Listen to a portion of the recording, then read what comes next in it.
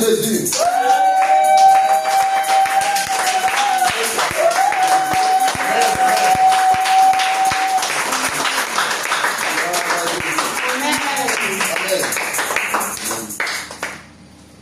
Gloire à Jésus. Amen. Pour la vie de la servante de Dieu, Nathalie, que le Seigneur a utilisée. Acclame Jésus pour sa vie. Acclame Jésus pour sa vie. Acclame Dieu, acclame Dieu. Gloire à Jésus. Gloire à Jésus. Amen. Pour la vie de l'évangéliste prophétesse Elena, acclame Jésus. Acclame Jésus.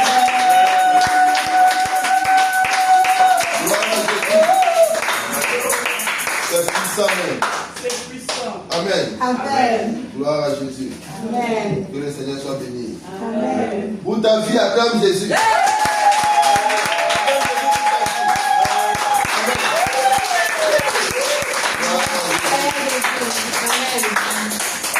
Amen. Bon, aujourd'hui, c'est un jour quand même spécial. Amen. Amen. On peut s'asseoir d'abord. Amen. Gloire à Jésus. C'est un jour un peu spécial quand même parce que aujourd'hui va se faire le premier repas du Seigneur à l'église de Toulouse. Amen. Voilà. Nous sommes l'église Armée de prière de délivrance de Toulouse est une jeune église. Amen. Amen. Même si l'armée de prière existe depuis plusieurs années, mais Toulouse quand même c'est depuis l'année dernière, depuis septembre. L'année dernière. Amen. Amen. Voilà. Et aujourd'hui, le Seigneur, par sa grâce, vraiment permet que l'on puisse faire ce repas. Voilà. Amen. Amen. Tout se fait par l'Esprit de Dieu. Si ça n'avait pas été fait avant, c'est parce que le Seigneur n'avait pas donné la directive. Amen. Amen. Voilà. Donc on attend la directive du Seigneur pour faire toutes choses. Gloire à Jésus. Amen. Donc, comme c'est le premier repas du Seigneur, on va un peu parler de ça. Amen. Amen. Voilà, aujourd'hui l'enseignement va porter sur ce que le Seigneur a fait avec les apôtres pour bien comprendre ce qui s'est passé.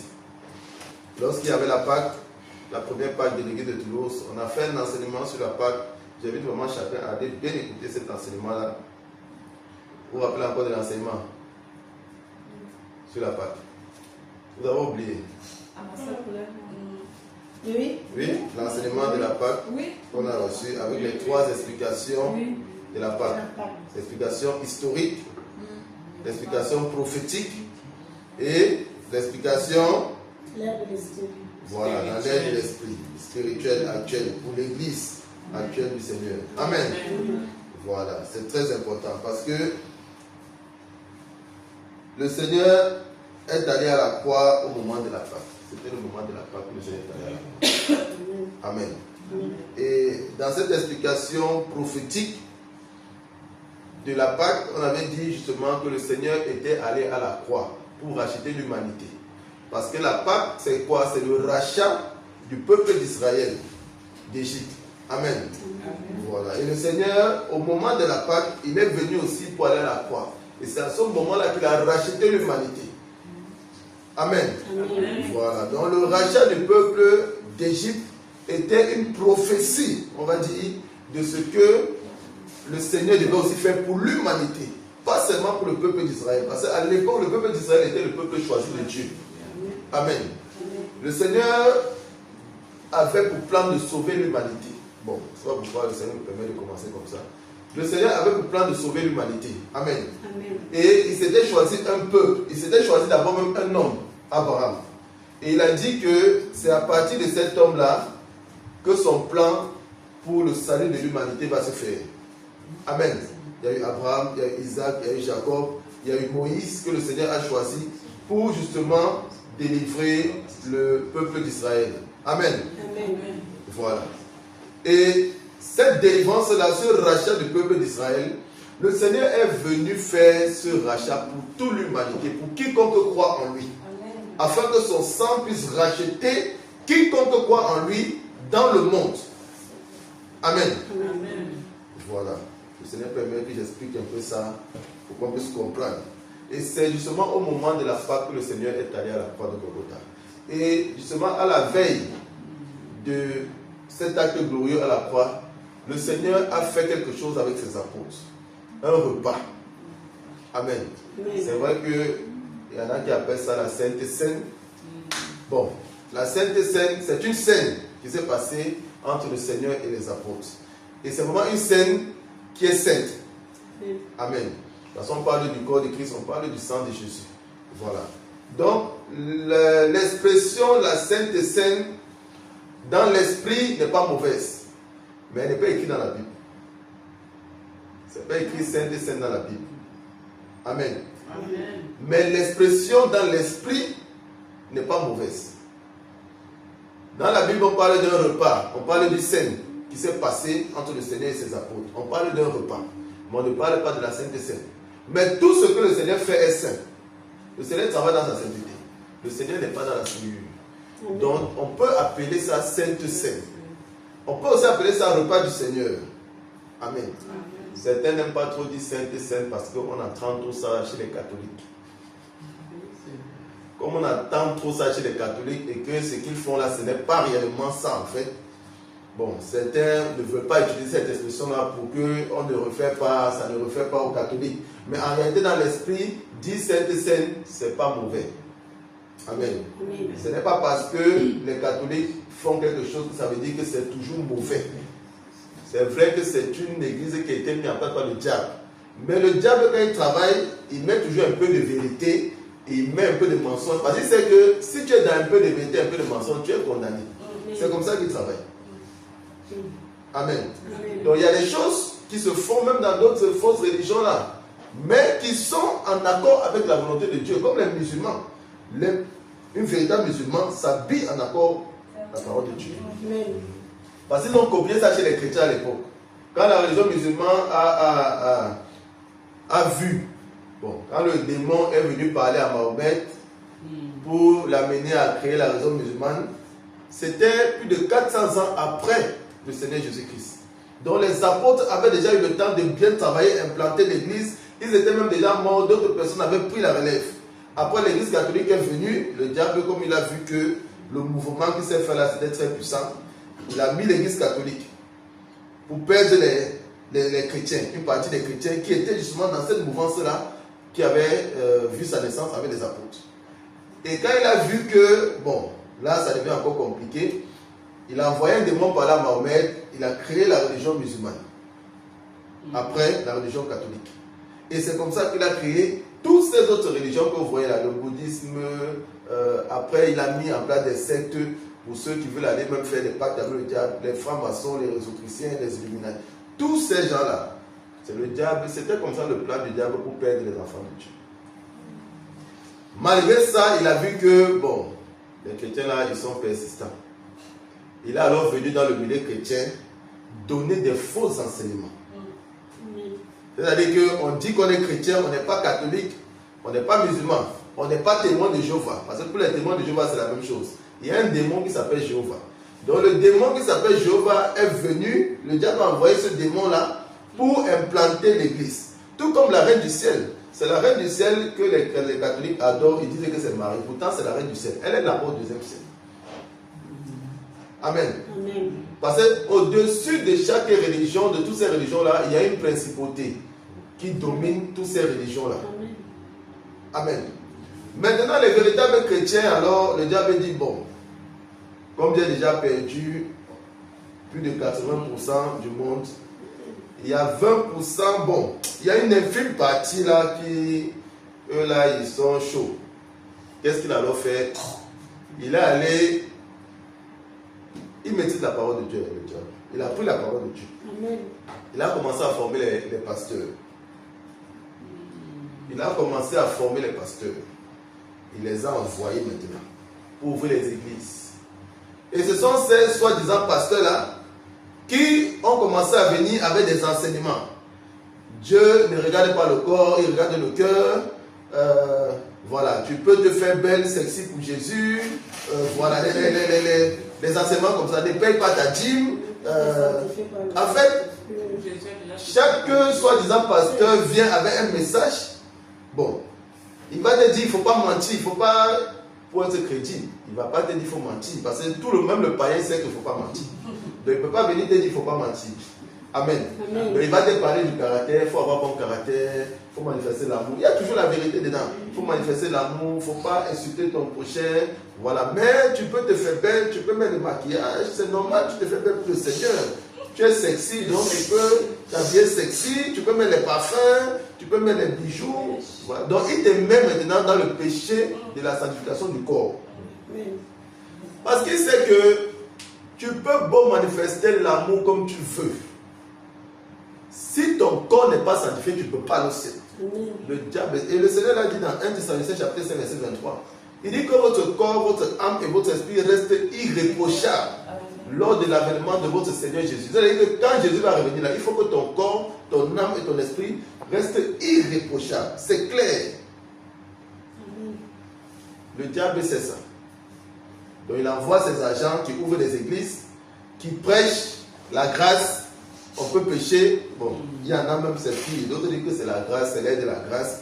Donc tu peux pécher. Dieu dit que ça a déjà tout payé à la croix de Golgotha. Toi tu peux pécher. Son sang là va te sauver. C'est tous ces enseignements-là que le diable est venu mettre sur la terre pour aller maintenant dans cette infime partie des chrétiens-là, s'aimer encore le désordre. C'est dans cela que le Seigneur Jésus, que lui-même quand il est venu sur la terre, il a dit: le chemin qui mène au royaume de ceux-là est très étroit et serré. Amen. Il a continué en disant: très peu ils sont. Moi, le Seigneur m'avait dit, regarde l'église. Il dit: regarde mon église dans le monde. Quand le Seigneur parle, en même temps dans tes pensées, tu comprends. Tu n'as pas besoin de réfléchir. Il dit: regarde mon église. En même temps, dans mon esprit, bon, c'est comme si je voyais l'église du Seigneur. Mais je vois l'église du Seigneur, c'était réparti en différents compartiments. Et je vois que les catholiques n'étaient pas dedans. Quand vous avez dit église, il n'y avait pas de catholiques dedans. Les catholiques, c'est pas l'église du Seigneur. Eux, ils n'étaient pas dedans. Les témoins de Jéhovah ne sont pas dedans. Quand vous avez dit mon église, là, ce n'est pas les catholiques, ce n'est pas les témoins de Jéhovah. Bon, musulmans même, ils ne croient pas à Jésus. Jéhovah même pareil, ils disent que Jésus n'est pas Dieu. Amen. Amen. Donc quand j'ai dit mon église, il parle des chrétiens. C'est-à-dire que, voilà, ceux qui croient au Saint-Esprit, qui croient en Dieu, Jésus-Christ, Saint-Esprit comme Dieu. Il parle de ceux-là. Donc il me l'a montré.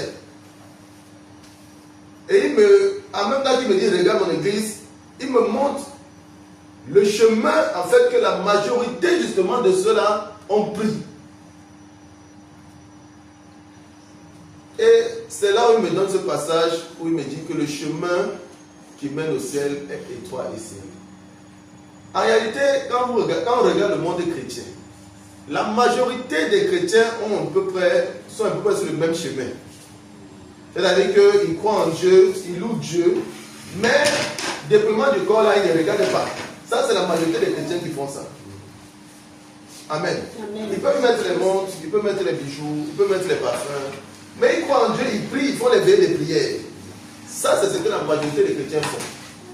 Quand le Seigneur dit que le chemin est étroit, il ne parle pas des païens qui sont sur le chemin. Il ne parle pas des païens, il parle de son église. Ça, c'est un passage de l'église du Seigneur. Ce n'est pas un passage pour les païens. Ce n'est pas un passage pour les musulmans. Ce n'est pas un passage pour les catholiques. Ça, c'est un passage pour l'église du Seigneur.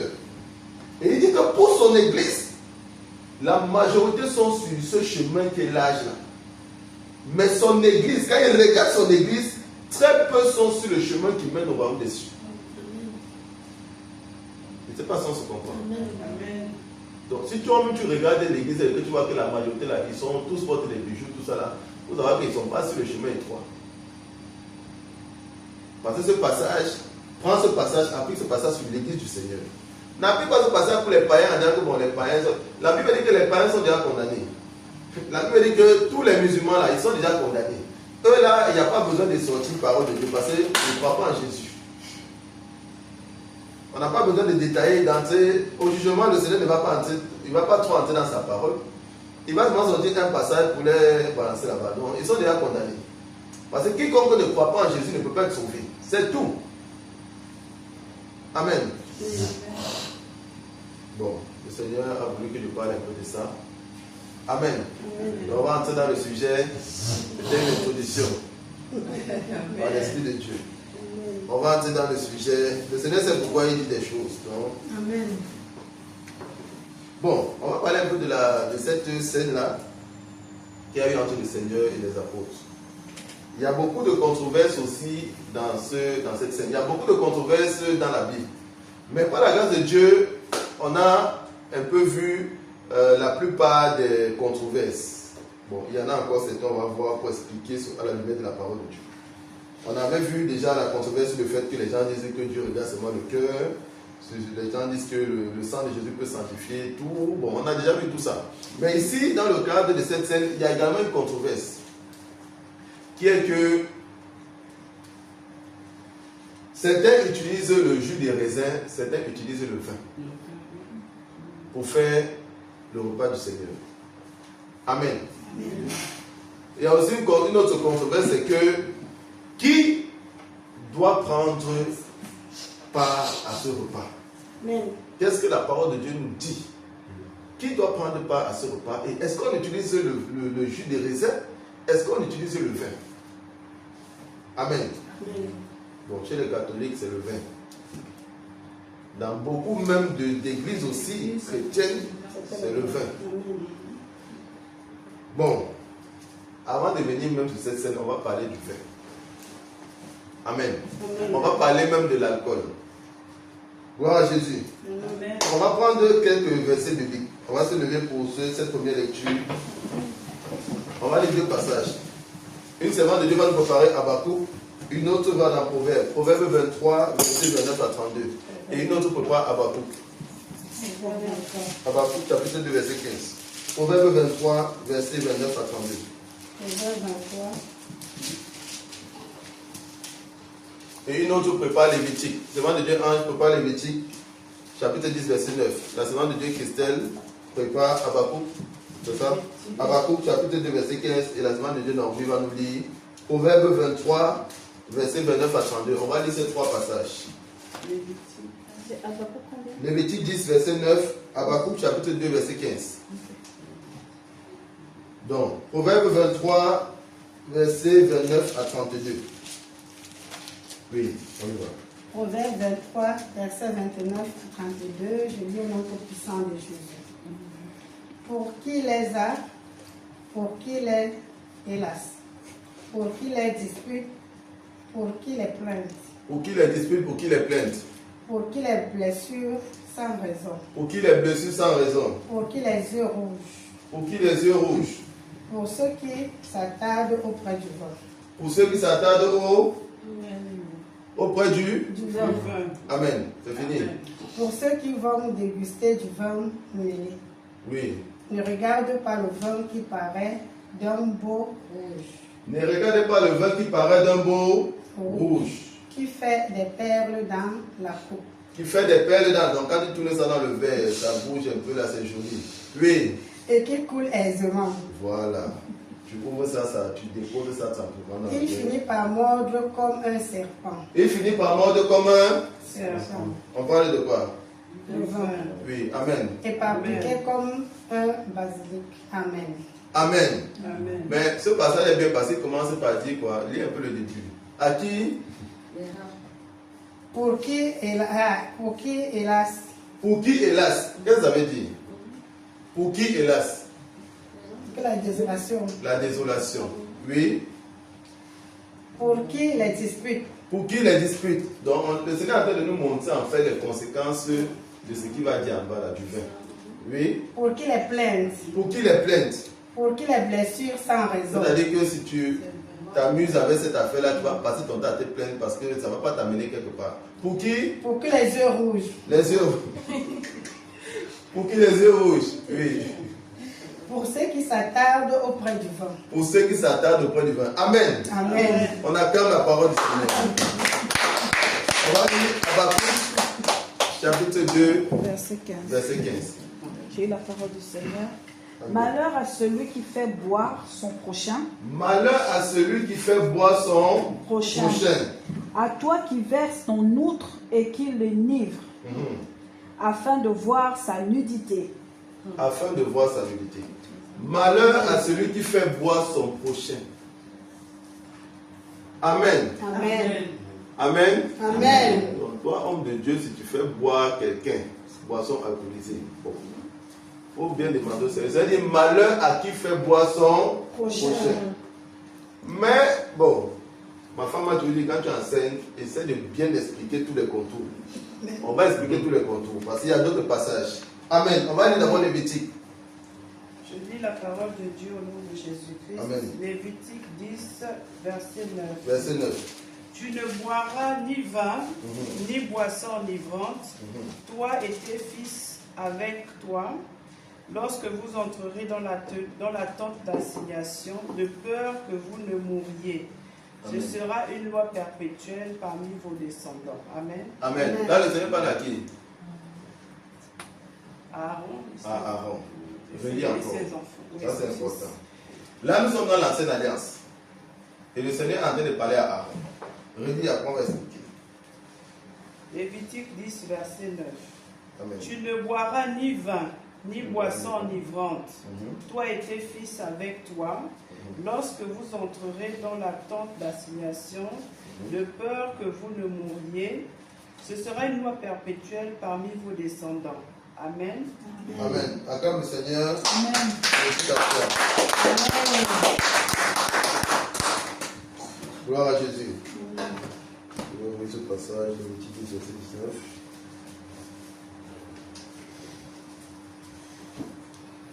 On peut s'asseoir dans la présence du Seigneur. Gloire à Jésus. Le Seigneur dit à sa parole, malheur à toi qui fais boire ton prochain. Amen. Amen. Bon, maintenant, il y en a qui disent que le Seigneur a transformé l'eau en vin. Il y en a qui disent que les rois à l'époque buvaient le vin. Et c'est écrit, ils buvaient le vin.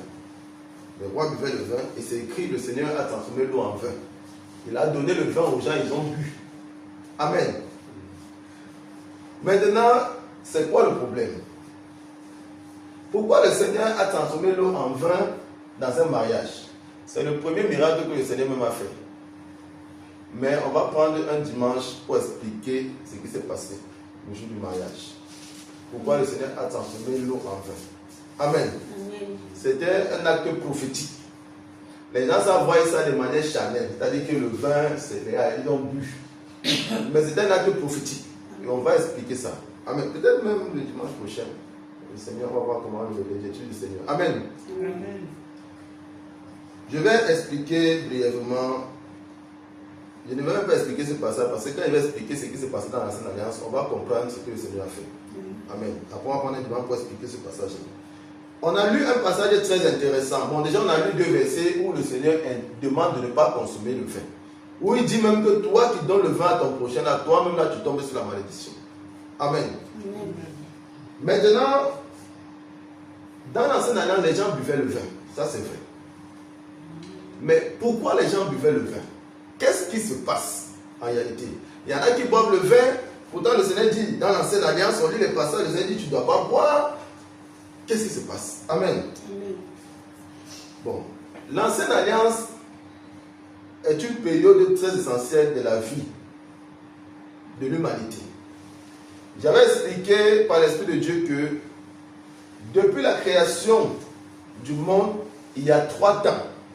Et le Seigneur, on en a déjà parlé, on a vu, même quand les apôtres, le Saint-Esprit est venu les remplir, même l'apôtre Pierre a dit, nous sommes à la 3e heure, parce qu'en réalité, il y a 3 heures. Et par la suite même, je crois que c'est l'apôtre Jean qui dit que c'est la dernière heure. Il dit là, cette heure-là, c'est la dernière heure. Parce qu'en réalité, il y a 3 heures, il y a 3 temps que le Seigneur lui-même a prévu. Mais les 3 temps, en fait, correspondent aux 3... comment je vais expliquer ça? Aux 3 manifestations de Dieu à l'humanité. Dieu, il est Dieu le Père Adonai, il est Jésus-Christ et il est en même temps le Saint-Esprit. Et comme il est Dieu le Père Adonai, Jésus-Christ et le Saint-Esprit, il a défini 3 temps pour l'humanité où, dans l'ancienne alliance, il se présentait comme Dieu le Père Adonai. Il a défini le temps où il va se présenter à l'humanité comme Jésus-Christ, c'est-à-dire Dieu qui se fait chair et qui vient sur la terre, pour annoncer même la 3e heure, le 3e temps, qui est né de l'Esprit, où Dieu maintenant se manifeste dans l'humanité par son Esprit. Amen. Amen. Ça, il faut comprendre d'abord les 3 temps. Je reprends pour les nouveaux aussi qui viennent d'arriver. Amen. Amen. Gloria, is it okay? You understand? Yes. I have to translate? Yes. Okay. So, in the past, Jesus Christ, God was a relation with human like God. So, he was in the ciel, in the sky, and he talked to people. Sometimes he come down close to the people, he talk and he go back. C'est comme ça que le Seigneur fait fonctionner dans l'Ancienne Alliance. Il était là-bas, sur son trône, et il demandait aux gens, parce que dans l'Ancienne Alliance, les choses se faisaient de manière physique. Tout se faisait de manière physique, même l'adoration. Il fallait bâtir un hôtel, un lieu, quelque chose, et le Seigneur descendait dans ce lieu-là pour parler et il remontait. Ou même, il y avait des lieux bien précis, des temples qui étaient construits pour les sacrificateurs, pour ceux qui étaient choisis dans l'Ancienne Alliance pour servir Dieu. Et ils partaient dans des temps d'assignation, et c'est là-bas qu'ils rencontraient Dieu. Amen. Amen. J'explique ça pourquoi. Dans l'Ancienne Alliance, boire le vin n'était pas un péché. Amen. Boire le vin n'était pas un péché dans l'Ancienne Alliance. On va expliquer pourquoi. Parce que, je vais expliquer pourquoi à la fin. Amen. Amen. Boire le vin n'était pas un péché. Mais dans l'Ancienne Alliance, le Seigneur a dit, et c'est ce qu'on a lu dans Lévitique 10, le Seigneur a dit, toi Aaron et ta descendance. Parce que dans l'Ancienne Alliance, le Seigneur avait choisi une tribu pour faire le service de Dieu, les sacrificateurs. C'était une tribu, c'était même pas une tribu, c'était les descendants d'une famille d'Aaron. C'était que les descendants de la famille d'Aaron, les garçons, qui pouvaient faire le service. Et on les appelait les sacrificateurs. Et c'était eux seuls qui avaient le droit d'entrer dans la, relis encore ce passage, d'entrer dans la tente d'assignation pour rencontrer Dieu. Oui. Tu ne boiras ni vin, ni boisson enivrante, Oui. toi et tes fils avec toi, lorsque vous entrerez dans la tente d'assignation, de peur que vous ne mouriez. De peur que vous ne mouriez. Oui. Ce sera une loi perpétuelle parmi vos descendants. Amen. Il faut comprendre la parole de Dieu par l'esprit. Le Seigneur dit que ça sera une loi. Perpétuelle. Ça veut dire quoi, loi perpétuelle? Éternelle. Voilà, donc il n'y a pas de fin. Ça veut dire en fait que tous les descendants d'Aaron, les sacrificateurs, ceux qui sont choisis pour servir le Seigneur Jésus, ceux qui sont choisis pour rencontrer Dieu, parce qu'il n'y avait que cette famille-là qui allait rencontrer Dieu dans la tente d'assignation. Le Seigneur dit que, bon, vous ne touchez pas au vin. Les autres pouvaient boire, les rois pouvaient boire, et ils ne partaient pas à la tente d'assignation rencontrer Dieu. Les rois pouvaient boire, les autres pouvaient, c'est pour ça qu'ils ont bu, il n'y a pas de problème. Et c'est pour ça que d'ailleurs le Seigneur Jésus, même au mariage, il a donné le vin. La parole de Dieu dit que Jésus n'a jamais péché. Pourtant, il a servi le vin aux gens, et pourtant, on a lu, malheur à celui qui donne à boire à son prochain. Mais si la parole de Dieu dit malheur à celui qui donne à boire à son prochain, or le Seigneur Jésus il a donné le vin, mais on dit qu'il n'a pas péché. Pourquoi il n'a pas péché? Parce qu'en réalité, ceux à qui on a donné le vin n'étaient pas des sacrificateurs, donc eux ils pouvaient boire le vin, ce n'était pas un péché.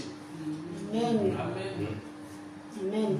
Mais, malgré le fait que boire le vin n'était pas un péché, s'enivrer était un péché. C'est pour ça que la révélation que le Seigneur m'a dit, le vin qu'il a donné n'était pas une boisson enivrante. C'était pas alcoolisé. Le vin que le Seigneur, l'autre que le Seigneur transformé en vin là, le vin là n'était pas une boisson alcoolisée. Donc c'était pas un vin que quand tu buvais, ça te faisait tomber dans l'ivresse pour aller faire n'importe quoi. Parce que tomber dans l'ivresse était un péché. Amen. Je ne sais pas si on se comprend. Amen. Dans la scène alliance, tomber dans l'ivresse était un péché. Mais boire du vin n'était pas un péché. Pour ceux qui n'étaient pas sacrificateurs. Donc, vu que boire du vin n'était pas un péché pour ceux qui n'étaient pas sacrificateurs, le Seigneur Jésus leur a donné du vin à boire. Mais comme s'enivrer était un péché à cette époque-là, ce n'était pas une boisson enivrante qu'il leur a donnée. Amen. On va entrer dans les détails lorsqu'on va expliquer cette scène. Je prends ça juste pour expliquer que le Seigneur Jésus n'a jamais péché. Et la parole de Dieu le dit. Donc on pouvait boire du vin. Amen. Dans l'ancienne alliance. Mais le Seigneur dit, les sacrificateurs ne peuvent pas boire du vin. Voici maintenant là où ça pose problème. Pourquoi maintenant on ne peut pas boire du vin et dit qu'on boit un peu, on ne s'enivre pas? Amen. Amen. On va avancer. On va prendre Apocalypse chapitre 1 verset 4 à 6. On vient de lire que dans l'ancienne alliance, le Seigneur dit que les descendants d'Aaron, les sacrificateurs, ceux qui sont appelés pour servir le Seigneur, ne doivent pas goûter le vin. Qu'est-ce que Apocalypse chapitre 1 verset 4 à 6 nous dit? Servant de Dieu, tu prépares Luc chapitre 1 verset 11 à 15. Apocalypse 1 verset 4 à 6. Luc chapitre 11. On va d'abord lire Luc chapitre 1 verset 11 à 15. Parce que Luc ici nous parle de Jean-Baptiste. Là maintenant on n'est plus dans l'ancienne alliance, on est dans la période où le Seigneur Jésus est venu. Il devait venir sur la terre. Amen. Donc on est un peu entre l'ancienne alliance et la nouvelle alliance, l'ère de l'esprit. Oui. Qu'est-ce qu'on dit par rapport à Jean-Baptiste? Luc 1, chapitre 11 à 15. Alors un ange du Seigneur... Debout pour lire la parole de Dieu. On doit se lever pour lire la parole de Dieu. Pour lire la parole de Dieu. Amen. Amen. Alors un ange du Seigneur apparut à Zacharie. Un ange du Seigneur apparut à Et Zacharie. se tint debout à droite de l'autel des parfums. Zacharie fut troublé en le voyant, et la frayeur s'empara de lui.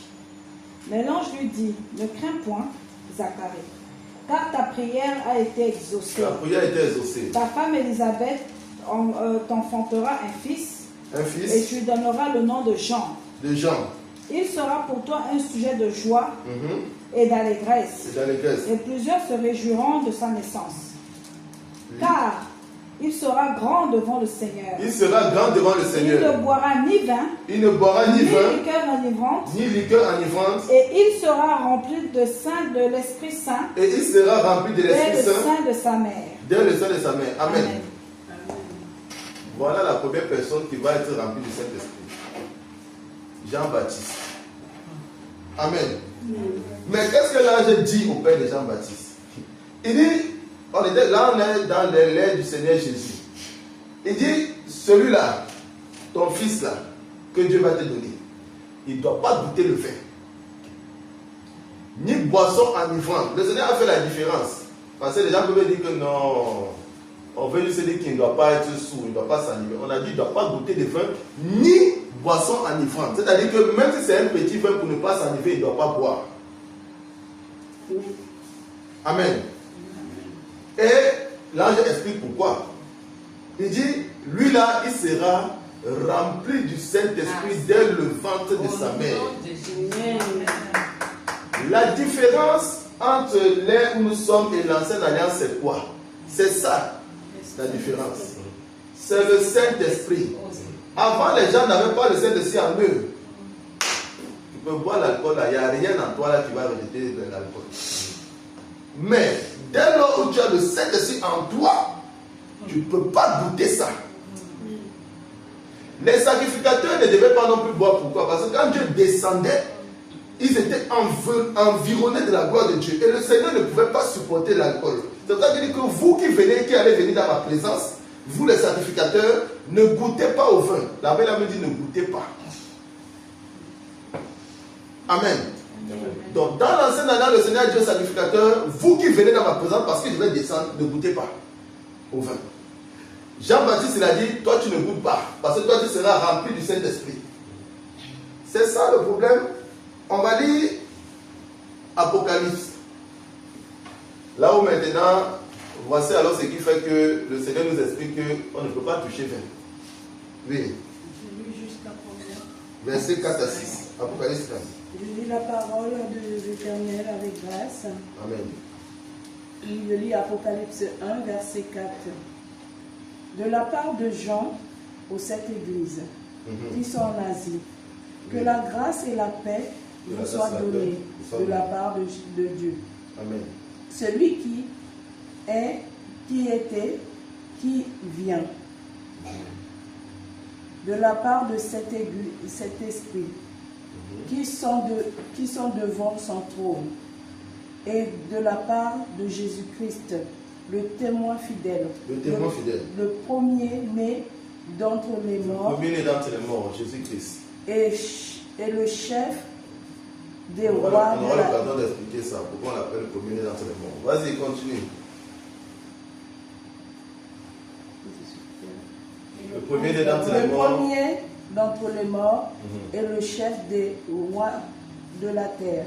Oui. À celui qui nous aime, qui nous a lavés de nos péchés, À celui qui nous a lavé de nos péchés par son sang, par son sang et qui a fait de nous, et qui a fait de nous un un royaume des prêtres pour Dieu son Père.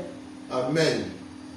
Bon, comme Lévitique 10, ce n'était pas dans ta version, on va lire le même passage dans la version où on a lu Lévitique 10, pour qu'on puisse comprendre, pour qu'on puisse expliquer. Vas-y, une autre version, lis. Jésus au nom tout-puissant de Jésus. Amen. Apocalypse 1, verset 4 à 6. Amen. Jean aux 7 églises qui sont en Asie. Oui. Que la grâce et la paix vous soient données de la Parce que dans ta version, c'est écrit prêtre. Mais prêtre, c'est les sacrificateurs. C'est les sacrificateurs dans l'ancienne alliance.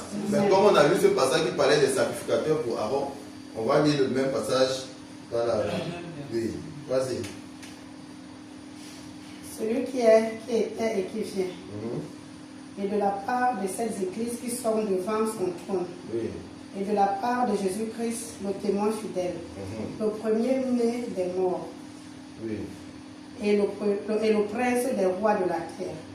À celui qui nous a aimés, qui nous a lavés de nos péchés par son sang, et qui a fait de nous un royaume, des sacrificateurs pour Dieu son Père.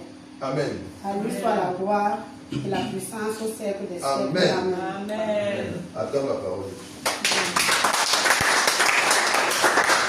La parole de Dieu dit que Jésus-Christ, au moyen de son sang, a fait de nous un royaume, des sacrificateurs pour Dieu le Père. Le Seigneur m'a dit, je suis le même hier, aujourd'hui et éternellement. Si dans l'ancienne alliance, le Seigneur a choisi une lignée et les a définis comme sacrificateurs pour lui et leur a demandé de ne pas goûter le vin, si le Seigneur a choisi Jean-Baptiste et a fait de lui un sacrificateur parce qu'il devait annoncer le Seigneur Jésus-Christ et lui a demandé de ne pas goûter le vin parce qu'il devait être rempli du Saint-Esprit, de la même manière, le Seigneur nous dit que nous, qui avons cru en lui, qui avons été rachetés par son sang, qui avons reçu la délivrance, qui avons reçu son Esprit Saint, il fait de nous des sacrificateurs Amen. pour Dieu. Amen. Merci Seigneur. On ne doit pas goûter le vin. Amen. Amen. C'est pour ça qu'on ne doit pas goûter le vin. Parce que Saint-Esprit qui est en toi, ne peut pas accepter ça. Tu bois même ça, tu as vraiment le Saint-Esprit, va te demander d'arrêter. Amen. Amen. Le Saint-Esprit ne peut pas sentir l'odeur du vin. C'est pas possible. Parce que c'est une boisson en fait qui amène les gens à pécher. Quelque chose qui a été fait pour amener les gens à pécher, Dieu ne peut pas accepter que toi tu joues avec ça. C'est pas ça que je comprends. Lorsque le diable fabrique, lorsque les choses sont faites et que c'est quelque chose qui t'amène à pécher, Dieu ne peut pas accepter que tu joues avec. Il va te demander de laisser ça. Quand tu peux t'en séparer, il va te dire c'est pas toi de ça. Il ne va pas accepter que tu joues avec. Parce qu'il dit qu'il n'y a rien de commun entre les ténèbres et la lumière. Donc quelque chose qui t'amène dans les ténèbres, il ne peut pas te demander de flirter avec. Il va te demander de t'en séparer. Parce qu'il dit, tout est permis, mais tout n'est pas utile. Donc quand Dieu considère que quelque chose n'est pas utile pour toi, il te dit, tu ne touches pas. Amen. Amen. Donc nous sommes des sacrificateurs. Et en tant que sacrificateur, ce qui fait que dans l'ancienne alliance, il y avait une lignée qui était choisie comme sacrificateur. Il ne devait pas goûter le vin. Mais dans la nouvelle alliance, quiconque reçoit le Saint-Esprit devient sacrificateur. Amen. Par le sang de Jésus-Christ à la croix de Golgotha. Amen.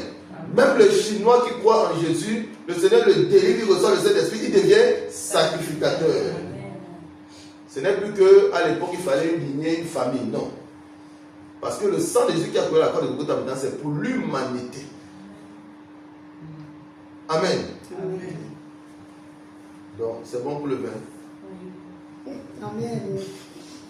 Amen. Donc, toutes les boissons alcoolisées, là, il ne faut pas goûter. Il ne faut pas goûter. Là, on vient de le démontrer à la lumière de la parole de Dieu. Il y a même en plus, le Seigneur est bon, parce que le Seigneur, il donne sa parole, et en plus, il permet aux gens de vivre des expériences pour venir confirmer sa parole. Il y a plein de gens qui donnent des témoignages. Il y a une soeur qui a donné son témoignage, elle partait dans une usine où on fabriquait les bières et tout ça. Elle dit que quand elle venait, le Seigneur a montré la vision, l'ange était avec elle. Quand elle est entrée là-bas, le Seigneur a montré la vision, son ange est resté loin là-bas de l'autre côté. Il n'est pas entré. Parce que Dieu considère que c'est un endroit souillé. Tu ne peux pas être dans un endroit où on fabrique des choses pour emmener les gens dans l'ivrognerie, dans les bêtises. Comme on a lu dans ce passage, il dit que à qui les pleurs, à qui hélas. Ceux qui boivent des boissons. Dans un endroit où on fabrique des boissons comme ça, le Seigneur n'a pas fait quoi là-bas? L'ange de l'Éternel n'a pas fait quoi là-bas? Alors que lui, il habite au ciel où tout est saint, tout est pur. Toi, tu veux l'amener là-bas. Il va te laisser partir, il va rester loin de toi. Amen. Devant les choses du Seigneur, il faut être honnête. Dieu est saint. Dieu n'est pas dans la souillure. C'est-à-dire qu'un truc où tu veux jouer avec, tu dis, bon, je peux boire un peu, ça va faire quoi? Amen. Je connaissais une soeur, quand elle était à l'université, quand elle buvait un petit verre comme ça d'alcool, sa tête tourne. J'étais même choqué, parce que moi je buvais les bières avant. Donc, moi j'étais étonné que toi tu bois un petit truc comme ça, ta tête tourne, mais toi, on t'a fait comment? C'est pour dire qu'il y en a, en fait, ils n'ont pas besoin de boire 3 verres pour saouler. Il y en a même un petit verre comme ça commence à tourner la tête. Donc, quand un homme de Dieu dit que bon, tu peux boire, mais il ne faut pas t'enivrer, est-ce qu'il peut dire à chacun quelle est ta dose que tu dois boire pour ne pas t'enivrer? Soyons sérieux. Est-ce qu'il peut dire? Au début, il faut dire ne touchez pas à ça. Puisque tu ne peux pas dire, je ne peux pas dire à Sœur Christelle, bon, faut boire, si tu bois le vin, ne dépasse pas un demi-verre. Parce que si tu dépasses un demi-verre, tu vas commencer à entrer dans la zone d'être enivré. Puisque je ne peux pas lui dire ça. Je ne connais pas, je ne suis pas Dieu. Vous devez me dire, il ne faut pas toucher à ça. Et le jour même, si elle commence à boire là, elle va boire, elle va respecter la limite. Un jour, le diable va dire, bon, là tu es encore bien, tu peux boire un peu. Elle va augmenter un peu la dose et hop, c'est parti, le diable va l'amener dans les bêtises. Donc on ne flirte pas avec les choses du diable. Oui, c'est vrai. Moi, le vin, dès que je le mets juste un petit peu dans ma bouche, oui. J'ai mal à la tête. Tu le mets là ou tu le mets? Non, je ne le mets pas. Je le mets. Quand je le mettais dans ma bouche.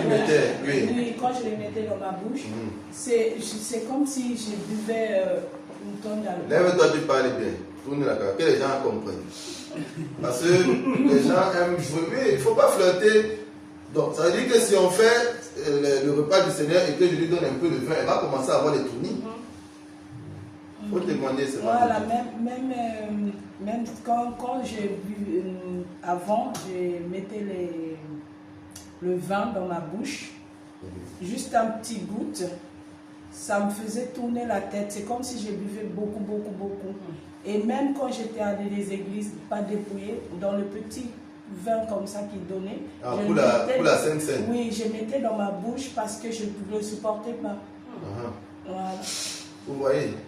Donc on va donner Sainte Seine ici, on va dire Pasteur Gédéon est venu enivrer les fidèles à l'église. Amen. Amen. Donc, c'est des choses que le Seigneur ne veut pas qu'on joue avec. Quand quelque chose peut conduire, faire tomber quelqu'un dans le péché, il ne faut pas jouer avec. Parce que si comme elle prend un peu la tête commence à tourner, le diable maintenant, à cause de ce péché-là, va venir mélanger ses pensées. Va venir ramener des trucs qui l'ont peut-être blessé dans le passé, ou bien va lui ramener des trucs, des pensées impudiques, des choses comme ça, pour qu'elle ouvre davantage les portes pour frapper. Ça devient occasion de chute. On ne peut pas en même temps faire les choses du Seigneur. Ce repas, cette scène qu'on dit qui est sainte, en même temps on met dans cette affaire un élément qui peut encore conduire quelqu'un à aller tomber dans le péché. Ça n'a pas de sens. Même le vin avec un peu de grenadine. Amen. Amen. Oui, même le vin d'eau, tourner la tête. Mais non, parce qu'il y en a qui font le vin du Nord, ils disent bon, c'est pas trop fort, hein, c'est bon de Dieu là, oui. Que c'est pas trop fort. Oui. Pour ne pas enivrer, quoi. Oui, parce que Ainsi sont obligés d'utiliser le vin. Bon, maintenant, on va lire la parole de Dieu. On va lire la parole de Dieu. Déjà, dans la parole de Dieu, ce n'est écrit nulle part que le Seigneur a utilisé le vin. Ce passage-là est cité dans le livre de Matthieu, dans le livre de Marc, dans le livre de Luc. Ce passage-là. Et même dans 1 Corinthiens, l'apôtre Paul en parle. On va le lire. Et dans les 4 passages, où même l'apôtre Paul en parle, en réexpliquant ce que le Seigneur a fait, ce n'est jamais écrit que Jésus-Christ a pris le vin. C'est écrit, il prend la coupe. Parce qu'à l'époque, on servait dans les coupes, dans les trucs comme ça. C'est écrit, il prend la coupe et il donne aux apôtres. Ce n'est jamais écrit le vin. Bon, d'où ça sort qu'on doit prendre le vin? On va lire ce passage maintenant. On va entrer maintenant dans le... Bon, j'aimerais même, pour ce passage, bon, je vais rapidement, parce qu'il faut un peu tout expliquer. Pour expliquer que, même dans l'Ancienne Alliance, le Seigneur avait déjà fait un acte prophétique pour annoncer ce qu'il a fait avec les apôtres. C'est là dans l'Ancienne Alliance. Amen. Là, on est dans l'enseignement, donc permettez que ce soit un peu long. C'est pour comprendre. Amen. On va aller dans l'Ancienne Alliance. Dans la Genèse 14, une seule prépare Genèse chapitre 14, verset 18 à 20. Et une autre prépare Hébreux chapitre 7. Genèse 14. Hébreux chapitre 7, verset 1 à 3.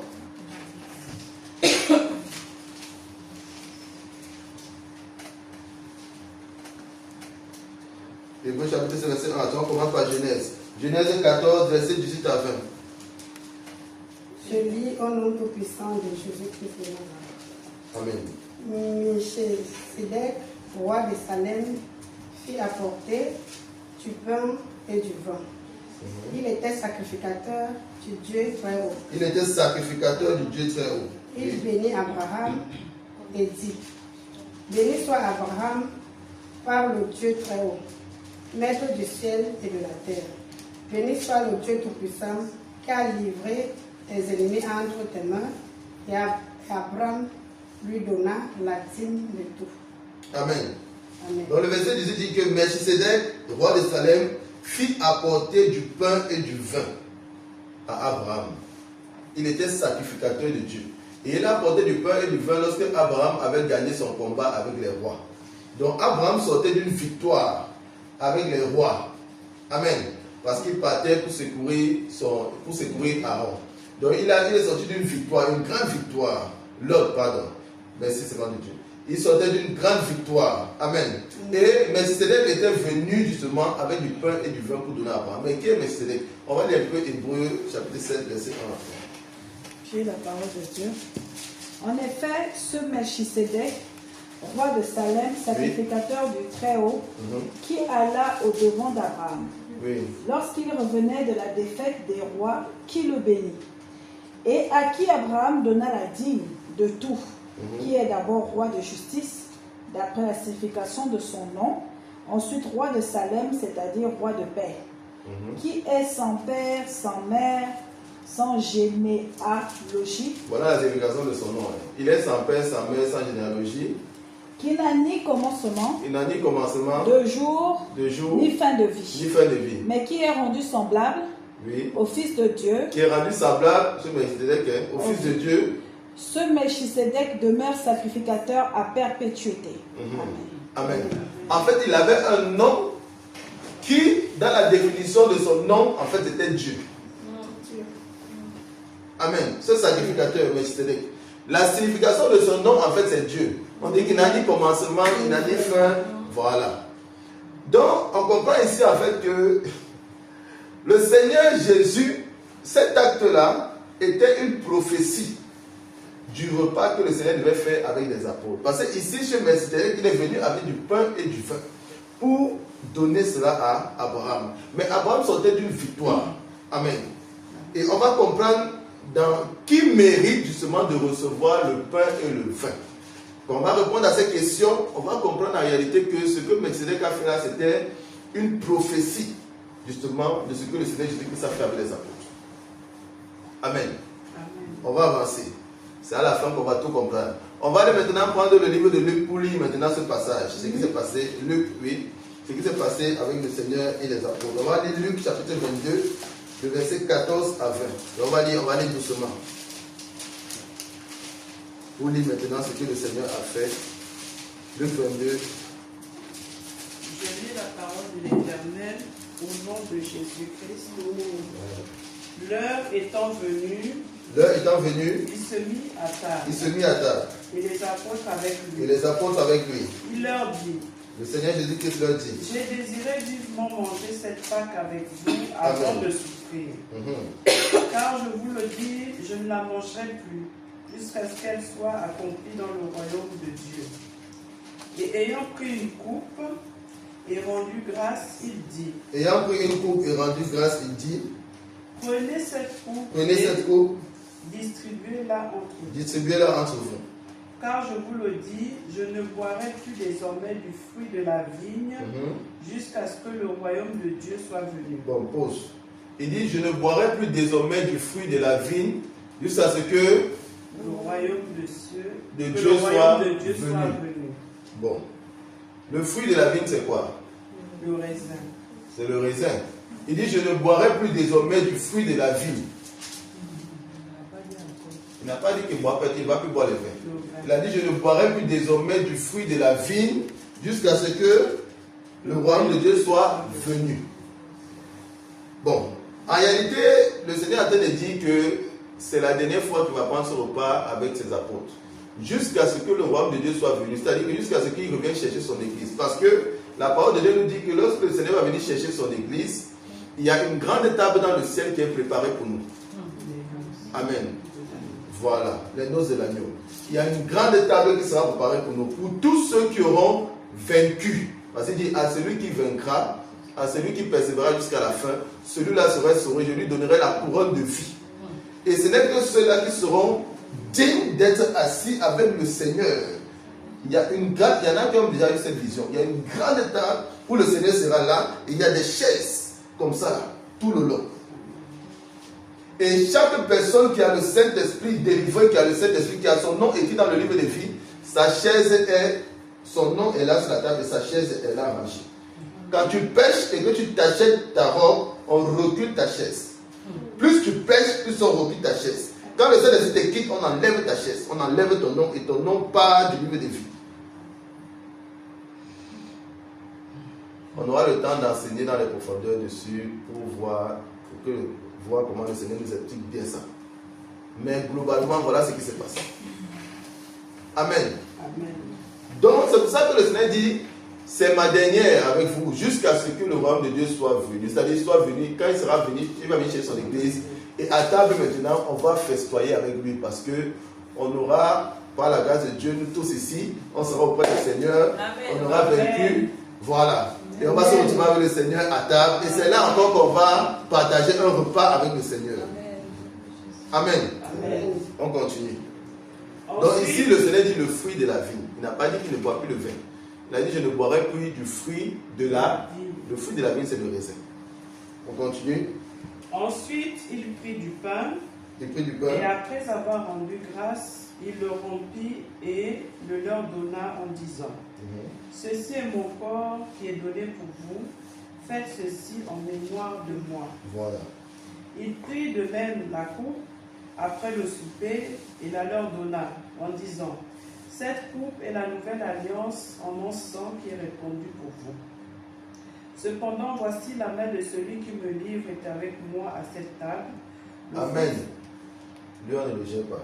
Voilà. Amen. Amen. Gloire à Jésus. Amen. Donc, ici, le Seigneur dit, faites cela en mémoire de moi. Donc, le fait de répéter cette scène-là que le Seigneur a eue avec les apôtres, c'est une manière justement de on appelle ça par un mémorial. Voilà. Amen. Amen. De la Pâque, du sacrifice à la croix de Golgotha, du rachat de l'humanité par le Seigneur Jésus-Christ, par son sang qui a coulé à la croix. Amen. C'est pour ça que nous faisons cela. Mais le Seigneur, en même temps, dans sa parole, il n'a pas donné des fréquences. Il n'a pas dit que chaque dimanche vous devez le faire. Il n'a pas dit que chaque jour vous devez le faire. Mais il a dit que vous deviez toujours le faire jusqu'à ce que je revienne chercher mon église. Amen. C'est pour ça qu'une église qui ne fait pas ça chaque dimanche n'est pas en train de pécher. Amen. Voilà, parce que le temps n'a pas été défini dans la parole de Dieu. Maintenant, chaque homme de Dieu doit se laisser guider par l'esprit pour savoir quand est-ce qu'il faut le faire. Voilà. Une église peut décider de le faire même chaque dimanche. Elle n'est pas en train de pécher. Amen. Ce n'est pas mauvais de se rappeler, de rappeler le sang du Seigneur qui a versé à la croix, parce que c'est un acte, c'est l'acte le plus important même de l'humanité. Parce que sans le sang de Jésus à la croix, tu ne peux pas aller au ciel. Tu ne peux pas être sauvé. Or, l'humanité, on vit pour être sauvé. Amen. Donc, on va continuer. On va aller dans...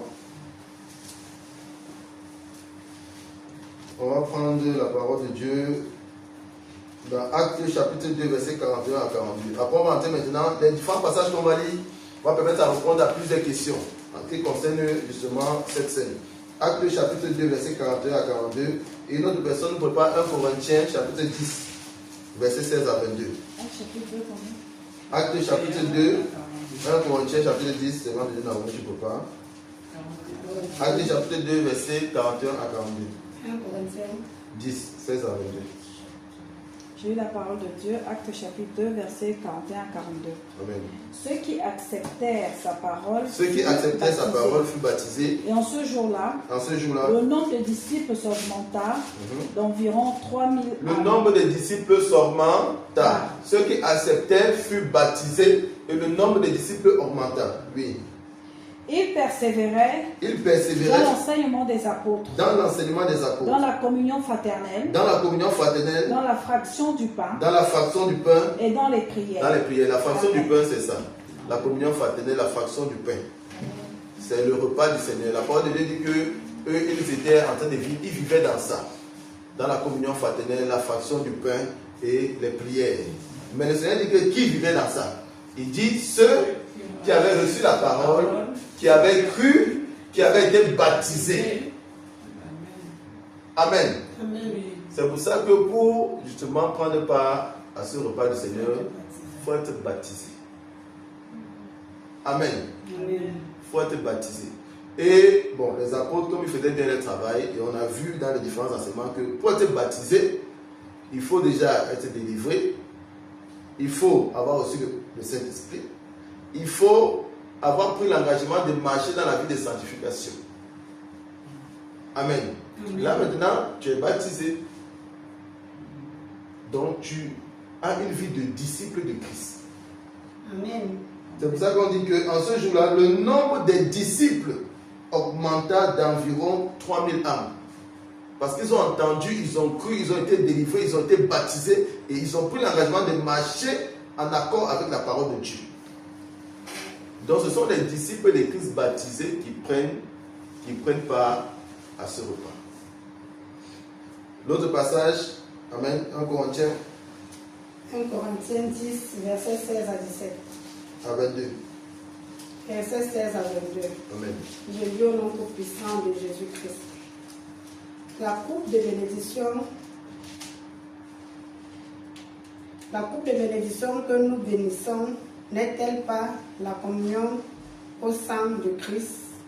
Le pain que nous rompions n'est-il pas la communion au corps de Christ? Amen. C'est l'apôtre Paul qui parle. Oui. Puisqu'il y a un seul pain, nous qui sommes plusieurs, nous formons un seul corps. Nous formons un seul corps. Car nous participons tous à un même pain. Amen. Vous voyez les Israélites selon la chair. Ceux qui mangent les victimes ne sont-ils pas en communion avec l'autel? Pause.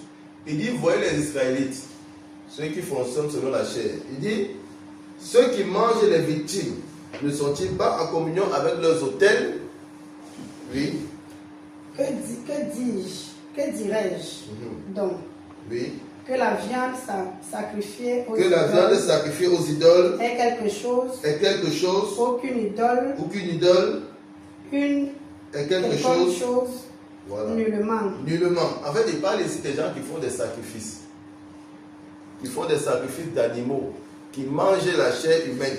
qui mangent la chair des animaux. Donc on te prend, on te vend dans la sorcellerie, on te transforme en animal, on mange ta chair. Et il dit que ceux qui font ça, est-ce qu'ils ne sont pas en communion avec leurs autels, avec leurs idoles? Donc il prend ça, il est en train de montrer un peu ce qui se fait dans le monde des ténèbres et ce qui se fait avec Christ. Amen. Amen. Est-ce qu'on se comprend? Amen. Or, la révélation ici c'est quoi? Quand l'apôtre parle de ça, il parle, il dit, bon, je vais expliquer la révélation. La révélation c'est quoi? C'est que, pourquoi il parle de ça? Il parle de ça parce qu'on sait très bien que les sorciers, et tous le disent, tous les ex-sorciers, tout ça, ils disent que c'est lorsque tu manges la chair humaine, tu bois le sang, que tu deviens de plus en plus fort dans le spirituel, dans le monde des ténèbres. Plus tu bois du sang humain, plus tu deviens fort. Donc plus tu fais des sacrifices, plus tu deviens fort. C'est comme ça que ça se passe chez le diable. Parce que lui, il connaît la valeur de manger la chair et de boire le sang. De manière physique et de manière spirituelle. Parce que ça donne une puissance dans le spirituel. Mais, sauf que là, ce n'est pas la chair de n'importe qui que nous on va manger. C'est ce que l'apôtre Paul a dit de leur dire. Que eux là, ils font leur bêtise là-bas, ils sacrifient, ils mangent. Ça leur donne leur pouvoir. Ils sont en communion avec leur autel. Maintenant, il dit quoi? Je dis que ce qu'on sacrifie, on le sacrifie à des démons. On le sacrifie à des démons. Et non à Dieu. Et non à Dieu. Or, je ne veux pas que vous soyez en communion avec les démons. On va comprendre après pourquoi il dit ça. Vous qui pouvez boire la coupe du Seigneur. Vous qui pouvez boire la coupe du Seigneur. Et la coupe des démons. Vous ne pouvez participer à la table du Seigneur. Et à la table des démons. En fait, il dit ici qu'on ne peut participer en même temps. Tu vas aller dans le chapitre 11. On ne peut participer en même temps à la table du Seigneur et à la table des démons. C'est pour ça que celui qui prend part à cela doit être un disciple de Christ. C'est pour ça que celui qui prend part à cela doit marcher dans la sainteté comme Christ. Parce qu'il dit, tu ne peux pas avoir une vie qui ne glorifie pas Dieu et tu veux venir manger à la table du Seigneur. Tu n'es pas digne de manger à la table du Seigneur. Amen. Amen. Donc ça, ce n'est pas n'importe qui prend part à cela. C'est quelqu'un qui a une vie en accord avec la parole de Dieu. Quelqu'un qui ne marche pas en ennemi de la croix. Parce qu'il y a des gens qui marchent en ennemi de la croix. Quand tu marches dans la désobéissance, tu marches en ennemi de la croix. Or, tu ne peux pas marcher en ennemi de la croix et tu veux venir t'asseoir à la table du Seigneur et manger le repas avec lui. Ce n'est pas possible. C'est ce que l'apôtre Paul nous explique. Le Saint-Esprit nous explique dans ce passage ici, écrit à travers l'apôtre Paul. Amen. Amen. C'est pour ça qu'à l'église, on ne fait pas ce repas du Seigneur, on ne donne pas aux gens pour faire plaisir à quelqu'un.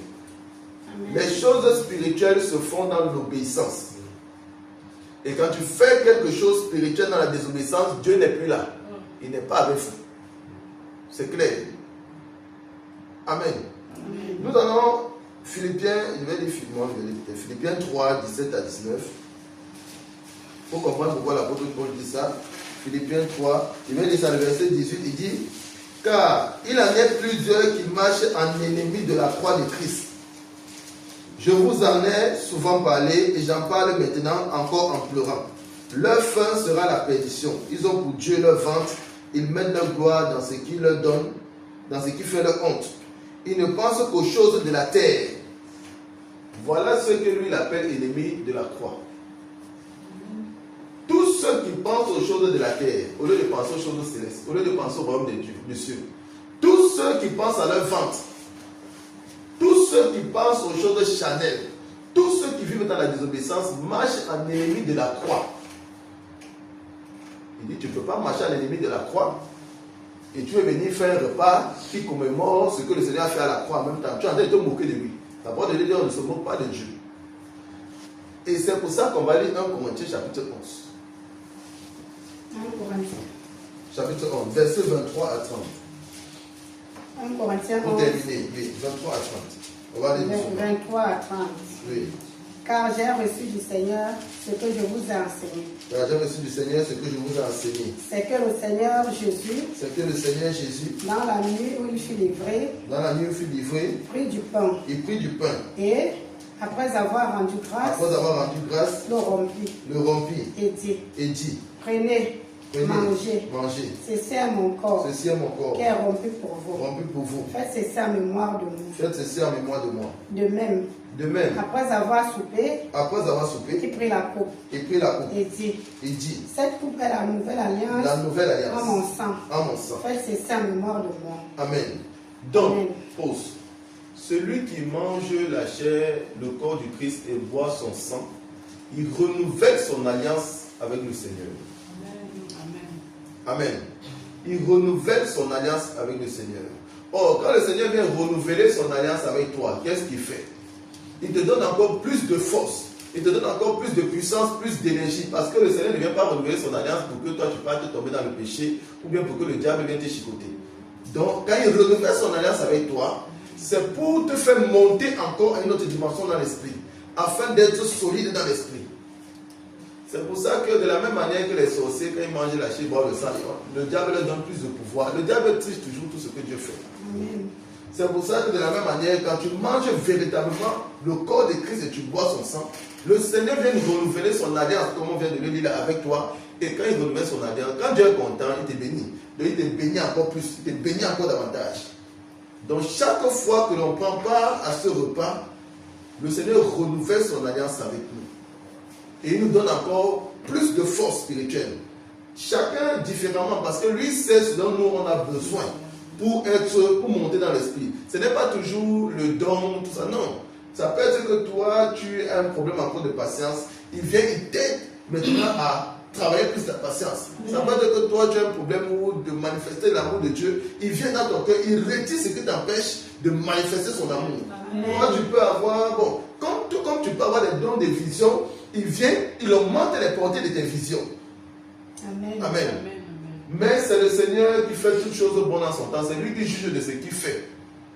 Mais ce qui est sûr, c'est que lorsqu'on prend part à ce repas, il renouvelle son alliance avec nous et il vient déposer encore quelque chose de plus en nous. Oui, continue.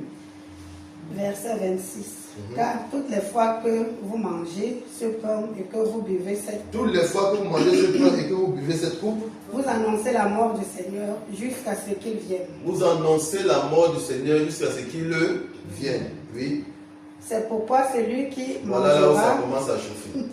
C'est pourquoi celui qui en mangera, celui qui en mangera le pain et boira la coupe, et boira la du coupe Seigneur indignement du Seigneur indignement sera coupable envers le corps et le sang du Seigneur. sera coupable envers le corps et le sang du Seigneur. C'est-à-dire que si tu manges le corps de Christ et tu bois son sang, alors que toi tu as une vie de péché, alors que toi tu as une vie indigne, tu te rends coupable. C'est-à-dire que toi tu es déjà jugé. Amen. On continue. Que chacun donc s'éprouve soi-même, Commencez à vous éprouver. Que chacun s'éprouve soi-même. et qu'ainsi il mange du pain et boit de la coupe. Car Voilà. celui qui Ça veut mange dire que- et boit pause. sans discernement, Pause. Ça veut dire que même si tu es disciple de Christ et que tu es baptisé, il dit, au moment où on fait ce repas, la faute de regarder ta vie. Si tu sais que tu es dans quelque chose qui n'est pas bon, il ne faut pas te lever pour aller prendre ça. Il faut rester tranquille, demande pardon à Dieu.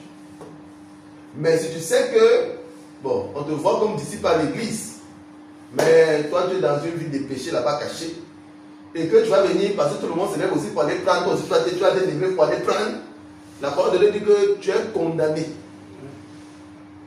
Et il va même donner les conséquences de ce qui peut t'arriver. On continue. verset 29. Verset 29. Car celui qui mange et boit sans discernement le corps du Seigneur, mange et boit un jugement contre lui-même. Voilà. Donc, sinon tu es en train de manger et de boire un jugement contre toi-même. Oui. Verset 30. Verset 30. C'est pour cela qu'il y a parmi vous Il dit c'est pour cela qu'il y a parmi vous, parce qu'il y en a plein qui avaient fait ça. Oui. beaucoup d'infirmes Il et dit de c'est pour cela malades. qu'il y a beaucoup d'infirmes et de malades parmi vous. C'est-à-dire que dans l'église, il y en avait qui avaient déjà été condamnés. Parce qu'ils venaient manger, ils venaient boire le sang de Jésus, alors qu'ils vivaient dans le péché. Et du coup, beaucoup sont devenus infirmes, beaucoup ont ramassé des maladies. Il dit c'est pour ça que vous là, vous êtes malades. Oui. Et qu'un grand nombre sont morts. Et qu'un grand nombre sont morts. On ne se moque pas de Dieu. Les choses spirituelles, ce n'est pas la blague. Amen. Amen. Donc, si tu sais que tu ne vis pas pour être agréable à Dieu, il faut rester assis. Amen. Amen. Il ne faut pas appeler les maladies sur toi, il ne faut pas appeler les problèmes sur toi. Amen. Reste assis et tu demandes pardon à Dieu. On ne fait pas les choses pour faire. Une prochaine fois, tu vas manger. Amen. Amen. C'est puissant. Une prochaine fois, tu vas manger. Amen. Mais les choses du Seigneur doivent se faire dans la crainte de Dieu. Amen. Dans la crainte du Seigneur. On ne se moque pas de Dieu. Ça doit se faire dans la crainte de Dieu. Amen. Que le Seigneur soit béni. Amen. Que sa grâce se repose sur nous. On acclame le Seigneur. Donc, je pense qu'on va passer directement à cette scène, à ce repas, avant de continuer pour les dîmes et les offrandes. Donc on va déposer ça sur la table, on va prier.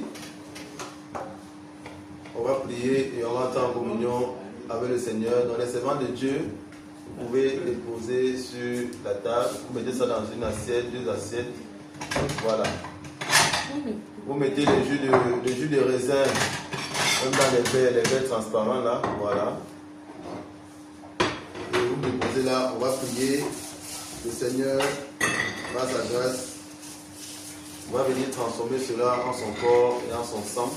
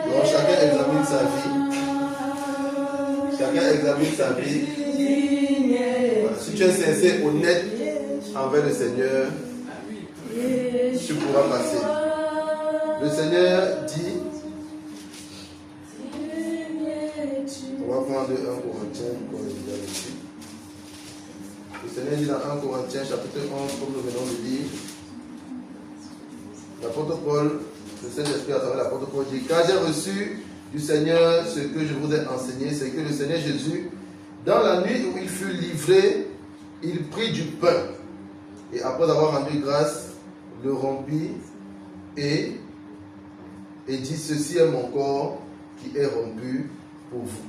Faites ceci en mémoire de moi. Amen. Amen. Père éternel, Dieu de gloire, Seigneur Jésus-Christ de Nazareth, Dieu tout-puissant. Éternel mon Dieu, en ce jour encore par ta grâce, tu permets que l'on puisse, Seigneur, prendre part à ce repas avec toi, afin, éternel mon Dieu, de nous commémorer de ton sacrifice à la croix de Golgotha, un sacrifice puissant, un sacrifice glorieux que tu as fait par ta grâce pour le rachat de l'humanité au moyen de ton sang. Éternel mon Dieu, de la même manière que tu as fait cela, Seigneur, avec les apôtres, Père éternel, je te prie, Seigneur Jésus, par ta grâce, par ton Esprit Saint, de descendre afin, éternel mon Dieu, de bénir, Seigneur, ces pains qui sont posés sur la table. Éternel, je prie maintenant en ton précieux et tout-puissant nom Jésus-Christ de Nazareth, Que ces pains soient transformés maintenant en ton corps, en ta chair, Seigneur Jésus. Éternel mon Dieu, tu descends, Père éternel, ta présence. Tu descends, éternel mon Dieu, ton Esprit Saint. Et tu commences, Père éternel, par ta grâce, à transformer, Seigneur Jésus, ce pain. Éternel, même si c'est le pain physique que nous allons prendre et mettre dans la bouche, que spirituellement, Père éternel, ce ne soit plus du pain, mais que ce soit ta chair, que ce soit ton corps, éternel, que nous allons manger, afin d'entrer en communion avec toi, Père éternel, mon Dieu, et que toute la gloire te revienne. Éternel, mon Dieu, Seigneur Jésus, tu agis maintenant, Père éternel, afin, Seigneur, de transformer, Seigneur, ce pain en ta chair. Tu transformes ce pain en ta chair tel que tu l'as fait avec les apôtres. Tu transformes ce pain en ta chair tel que les apôtres, éternel mon Dieu, ont fait et tu as agi. Et en ce jour, tu nous appelles, éternel, tes sacrificateurs. Ce que tu as choisi, éternel mon Dieu, pour le salut des âmes, pour te servir et te glorifier en esprit et en vérité. Au nom tout puissant de Jésus, tu agis. Au nom tout puissant de Jésus, tu agis. Et ce pain, éternel mon Dieu, n'est plus du pain et c'est maintenant ta chair. Ce pain n'est plus du pain, c'est maintenant ta chair, Seigneur Jésus-Christ de Nazareth. Et c'est ce que nous allons manger tout à l'heure. Pour la seule et unique gloire de ton Saint-Nom. Au nom tout puissant de Jésus-Christ de Nazareth. De même, après avoir soupé, il prit la coupe. Et le Seigneur Jésus-Christ dit, cette coupe est la nouvelle alliance en mon sang. Faites ceci en mémoire de moi, toutes les fois que vous en boirez. Père éternel Dieu de gloire, Seigneur Jésus, je te prie de renouveler ton alliance avec chacun de nous. En transformant, éternel mon Dieu, ce fruit de la vigne, ce jus de raisin en ton sang, Seigneur Jésus. Éternel, tu transformes maintenant, éternel, ce jus de raisin en ton sang. Afin que lorsque nous allons prendre ces verres et boire, éternel mon Dieu, le contenu, que ce ne soit plus du fruit de raisin, mais que ce soit ton sang, Seigneur Jésus-Christ de Nazareth, que nous avons bu. Toi, éternel mon Dieu, qui est allé à la croix de Golgotha, toi qui es descendu dans les profondeurs du séjour des morts, toi qui as arraché les clés de la mort et du séjour des morts, toi qui es monté victorieusement au 3e jour, toi qui es assis à la droite de Dieu le Père et qui intercède pour nous tes enfants, Jésus-Christ de Nazareth, éternel mon Dieu, par ta grâce en ce jour, Seigneur Jésus, tu as transformé le pain en ta chair, tu as transformé ce fruit de la vigne en ton sang. Et nous allons maintenant, Père éternel mon Dieu, partager ce repas avec toi. Parce que tu es présent, éternel mon Dieu, tu es descendu en ce lieu, éternel mon Dieu, pour cette occasion. Et je te bénis pour ta présence, Saint-Esprit. Je te bénis pour ta présence, Seigneur Jésus. Merci, éternel mon Dieu, parce que tu as transformé cela en ta chair. Tu as transformé cela en ton sang. Et nous allons maintenant entrer en communion avec toi. Et que toute la gloire te revienne. Que toute la gloire te revienne, Père éternel. Je te prie de renforcer ton alliance avec nous, afin que nous puissions persévérer dans la sanctification, afin que nous puissions persévérer dans cette vie d'obéissance totale à ta parole, afin que nous puissions vivre pour faire ta volonté, afin d'accomplir la destinée que tu as prévue pour chacun de nous. Éternel, je prie que ceux qui ne pourront pas communier, éternel mon Dieu, ce jour avec nous, Père, que tu puisses agir dans leur vie, afin de leur délivrer, de leur remplir de ton Esprit Saint, de leur baptiser par ta grâce, afin qu'eux aussi puissent se rejoindre à nous, Seigneur, pour cet événement. Que toute la gloire te revienne, Seigneur Jésus. Merci pour ta chair, merci pour ton sang, dont tu nous fais grâce en ce jour. Que toute la gloire te revienne. Au nom puissant de Jésus-Christ de Nazareth, j'ai ainsi prié. Amen. Amen. Yeshua. Vous pouvez aller prendre la chair de notre Seigneur Jésus-Christ.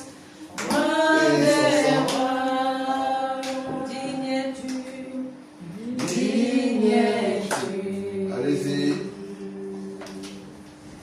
Yeshua, digne es-tu.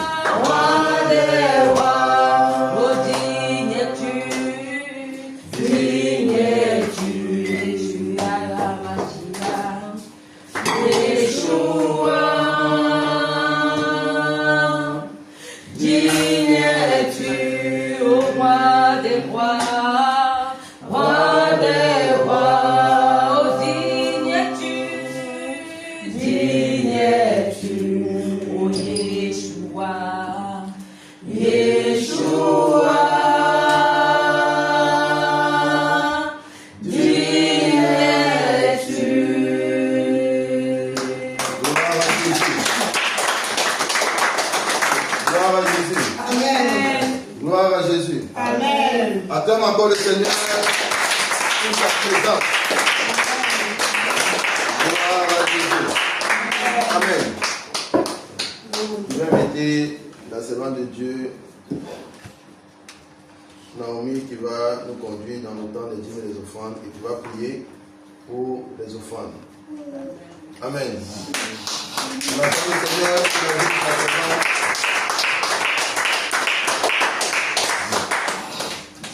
Amen, amen. Amen.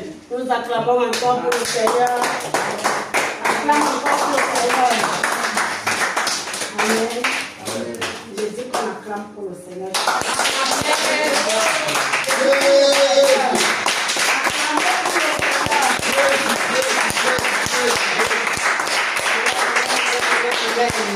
Amen. Nous acclamons pour le placeur, pour le message qui nous a édifiés en ce jour. Nous acclamons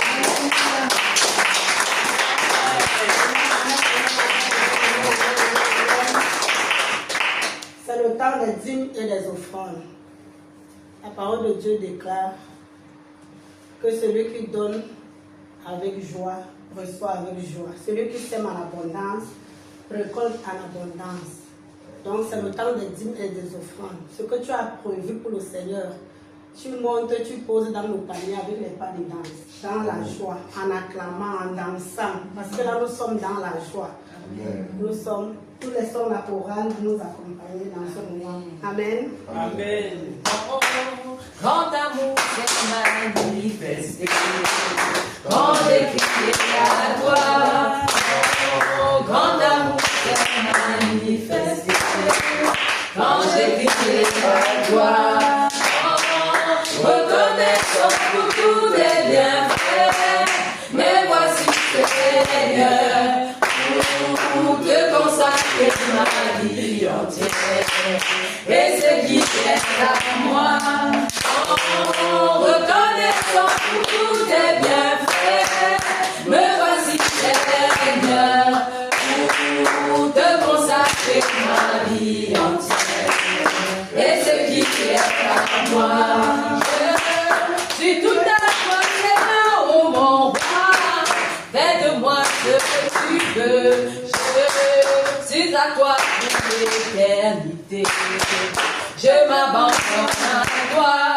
Oh, quelle grâce de ta voix, Seigneur. Je te célèbre Jésus. Ta voix t'appartient, oh mon roi. Tu es mon Dieu d'amour. Ta voix t'appartient, oh mon roi. Oh, reçois le Seigneur. Ta voix t'appartient, oh mon roi. Oh, reçois le Seigneur.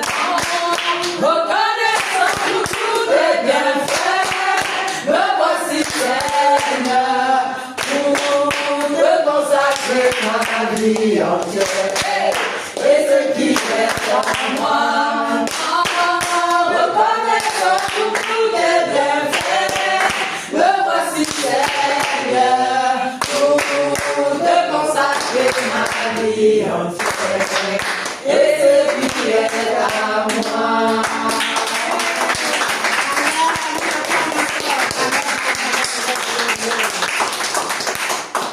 Nous prions au nom tout-puissant de Jésus. Père éternel, Dieu de gloire, Dieu de bonté, Dieu de grâce, Dieu de miséricorde, Dieu plein d'amour. Nul n'est comparable à toi, Seigneur. Nous te bénissons encore en ces jours. Ce moment, Père éternel, que toi-même, tu as préparé pour nous. Nous sommes tellement reconnaissants pour tous tes bienfaits dans la vie. Tu nous as agréés à ta présence, Père éternel. Nous te disons encore éternellement merci au nom de Jésus.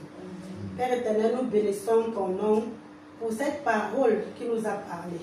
Père éternel, tu nous as édifiés dans différents domaines qu'on ignorait. Père éternel, que cette parole, Père éternel, reste gravée dans nos cœurs et que ça sème beaucoup de fruits au nom de Jésus. Père éternel, nous venons à ta présence, Père éternel, comme ta parole nous déclare. Qu'on ne vienne pas devant toi les mains vides. Père éternel, nous avons préparé ces offrandes. Bénis-les et multiplie les, Père éternel. afin qu'ils servent pour le service dans ton temple, pour les besoins de tes enfants. Père éternel, dis bénir ceux qui n'ont pas pu donner, afin que la prochaine fois ils puissent donner.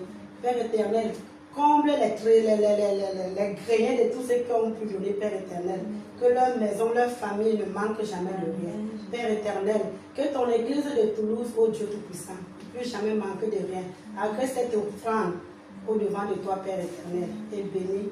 C'est au nom de Jésus que nous avons ainsi prié. Amen. Amen.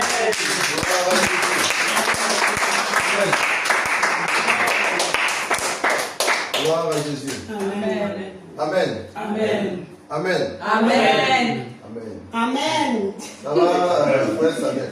Il a un lieu de délivrance. Donc, c'est pour Avec ça la qu'il sœur est. Gloria. Avec la sœur Gloria. C'est pour va ça aller. que. Ça va aller, Gloria. Don't worry, don't worry. Ça fait 3 jours déjà, Gloria. Oui, elle est au 3e jour de jeûne à sec. Et Samuel. le frère Samuel est au 2e jour. Ça va aller. C'est pour ça qu'ils sont très calmes. On est comme tous ça. conséquents. Mais ça va aller, le Seigneur va faire. Amen. Amen. Ça va aller. Donc, on va. Voilà, le nouveau. Voilà, notre frère, l'homme de Dieu, le serviteur de Dieu qui est venu aujourd'hui. Moi, je ne le connais pas, et toi, vous le connaissez. Non plus. Il vient se présenter comme ça. Venez, homme de Dieu. Je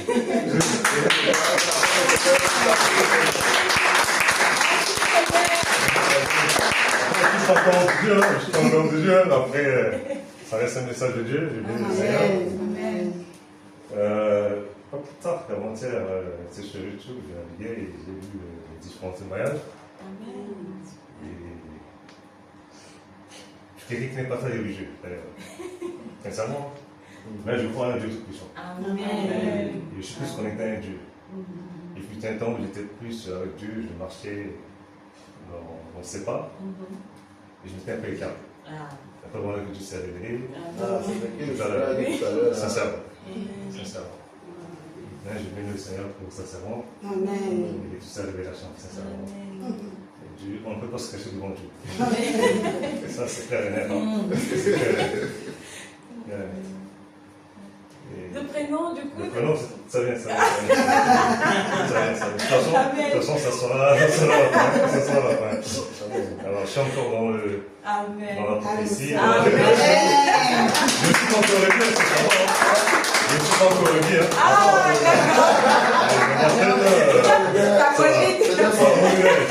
C'est ça, moi. Ça continue à mourir. Diego. Amen. Au nom de Jésus. C'est vrai que je fréquente une église à Toulouse, je ne sais pas si c'était le nom. Et il est à Dieu. C'est pas mon endroit. Pas mon endroit. Ça fait quasiment 20 ans que je suis à Toulouse. Et quand je suis arrivé à Toulouse, il y avait une église que je fréquentais. Et cette révélation, elle sera la première fois. Hein. Ah, d'accord. Ah oui. Lors de mon billet, Dieu s'est descendu, il m'a révélé. Il dit, oh Seigneur, là tu me livres. Sincèrement, parce que ce message, plusieurs fois je comptais, on me disait, tu as un nom de Dieu, un nom de Dieu, ton nom de Dieu. Je vais t'utiliser. Et j'ai reçu une révélation où je me montrais, il y avait des gens en face de moi, j'en sais encore Dieu. Plusieurs fois. Mais je ne voulais pas cet engagement. Il ne voulait pas, maintenant il veut. C'est ça. Et ce message m'a tapé sur le système. C'est ça. J'ai reçu un coup de maçon. J'ai testé. Oui, ça peut être. Sincèrement, un coup de maçon. Il dit, ah, comment tu parlais, tu es l'homme de Dieu, tu dois t'engager aujourd'hui, le temps est arrivé. Mais contrairement à là où j'étais il n'y a pas longtemps, j'ai constaté que non, c'est pas un endroit. C'est ma famille, hein. Mais non, je vais mettre un peu de recul. Je suis reculé, ça fait quasiment 3 semaines, je suis pas allé à l'église. Donc c'est à la maison, je priais. Et Dieu, je vais à un endroit. Le problème, je suivais les témoignages sur YouTube, ce coach, je vois encore tout à l'heure, il a appelé. Il a essayé, il fallait que tu trouves un endroit pour te prier. Et voilà, hier soir, tardivement, mes enfants installés au la télé, j'ai pris mon téléphone, j'ai cherché l'adresse. Il n'y avait pas d'adresse YouTube. C'est juste le numéro de téléphone. C'était juste le numéro de téléphone. Il dit bon, je vais quand même envoyer un message. Si elle me répond, tant mieux. Et après, hop, une réponse. Amen. Ça, je dis, bon, Seigneur, merci. Le Seigneur. Alors, je me présente, je suis monsieur Louis Saint-Soudou-Mongui. J'ai 5 enfants. Il y a mon épouse avec moi. Merci Seigneur. Et en venant ici, là, elle ne savait pas. Les personnes. Ah bon? Oui, les personnes. Les personnes. Et pensaient que j'allais là, je partais devant Dieu. Et dans le bien comme ça. Je vais respecter. On peut le dire. On peut le dire. C'est normal, c'est normal. La voiture, je viens et la fille, comment on m'a bien accueilli, sincèrement. Amen. Et je dis, le Seigneur dit merci à Dieu et que je passe à la délivrance. Amen.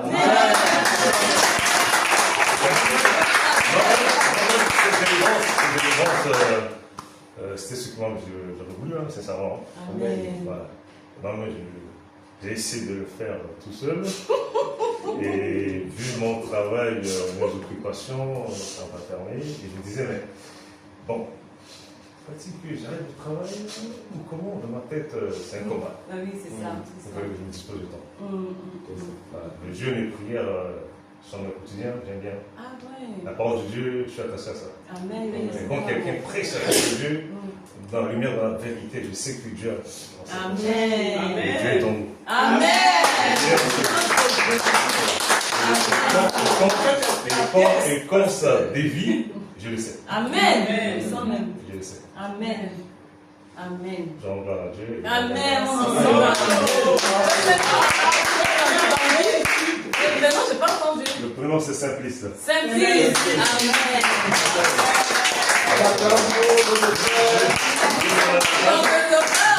Nous sommes contents de te voir aujourd'hui.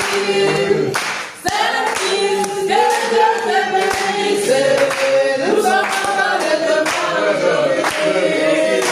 Nous sommes contents de te voir aujourd'hui.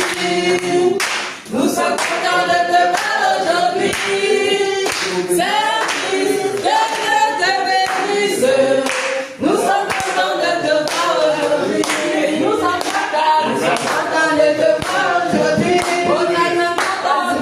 te voir aujourd'hui.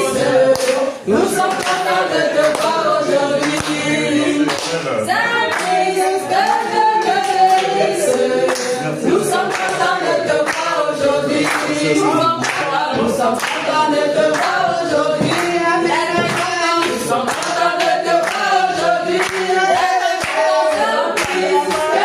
te bénisse. Nous sommes contents de te voir aujourd'hui.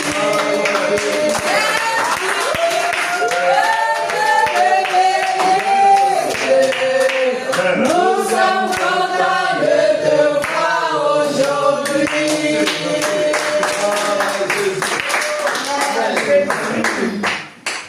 Bon, la veille de prière, c'est une église où vraiment, c'est le Seigneur qui conduit cela. Ah oui. Nous tous là, c'est le Seigneur qui nous a amenés. Avec ma femme, pareil, quand c'était chaud sur nous spirituellement là, le Seigneur nous a montré la main de prière, il a dit, partez là-bas. Et même le beau témoignage, oui. Moi? Oui. Ah bon? Donc, voilà, on va présenter un peu l'équipe. Donc, je suis le pasteur Gédéon, avec ma femme évangélique prophétesse. Voilà, nous sommes les responsables de l'église Armée de prière de délivrance en Jésus-Christ de Toulouse. Oui. Voilà. C'est vrai qu'avant, on avait une maison où on faisait en même temps les délivrances. Un temps de délivrance. Parce que voilà, c'est ce que le Seigneur veut. Comme à Toulouse, le Seigneur veut un temps de délivrance. Pas seulement une église. Mais vous voyez, il y a beaucoup de servants de Dieu que le Seigneur utilise dans la délivrance. Et il faut aussi, pareil, le Seigneur vous utilise dans la délivrance. Donc, il faut qu'on ait un temps de prière. Mais en attendant, on fait le culte ici. Voilà, en attendant que l'on puisse trouver des lieux. Et on faisait des délivrances tous les 2 semaines, enfin les vacances, quoi. Les gens venaient un peu de partout. Parce que la maison était grande. Pour les délivrances. Et même les servants de Dieu étaient venus pour les délivrances. Elles sont venues, même on était encore là-bas avant de. Voilà. Donc, ma femme, l'évangile prophétesse Elena, pasteur Gédéon, nous sommes responsables de l'église de Toulouse et responsables des églises APD dans la France. Dans toute la France. Et il y a les servants de Dieu, Naomi, qui est dans le commando. Quand elle est dans le commando, elle prie pour les délivrances. C'est ça que le Seigneur veut commander. Donc, elle vient d'entrer dans le commando il y a une semaine. Il y a une semaine. Semaine de Dieu Naomi, la semaine de Dieu Nathalie aussi.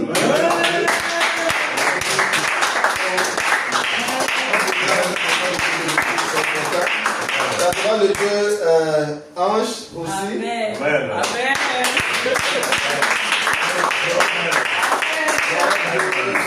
Les visiteurs sont arrivés ensemble, hein? En même temps, les délivrances, on était encore là-bas.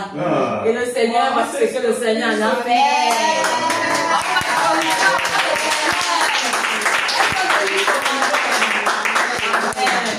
La semaine de Dieu Martine, Oui, elle chante. tu étais aussi là. Ben Oui, tu étais arrivé ensemble. Quand elle chante, Dieu, c'est vent de Dieu. C'est vent de Dieu Martine, elle les chante. Délivré. Voilà, donc elles sont toutes venues pour leur délivrance et le Seigneur a agi puissamment. Donc chacune d'elles a un témoignage avant et d'après la délivrance. Voilà, donc voilà. Ma femme et moi, nous avons été délivrés à Abidjan avant de venir ici pour servir le Seigneur à l'église de Toulouse. Et il y en a qui sont, il y a le frère qui est en jeûne, le frère Samuel, il y a la sœur Gloria qui arrive aussi, qui nous a rejoint il y a 2-3 semaines. 3 semaines. Voilà, et la sœur Gloria est en jeûne. Et le Seigneur a déjà commencé à travailler très puissamment.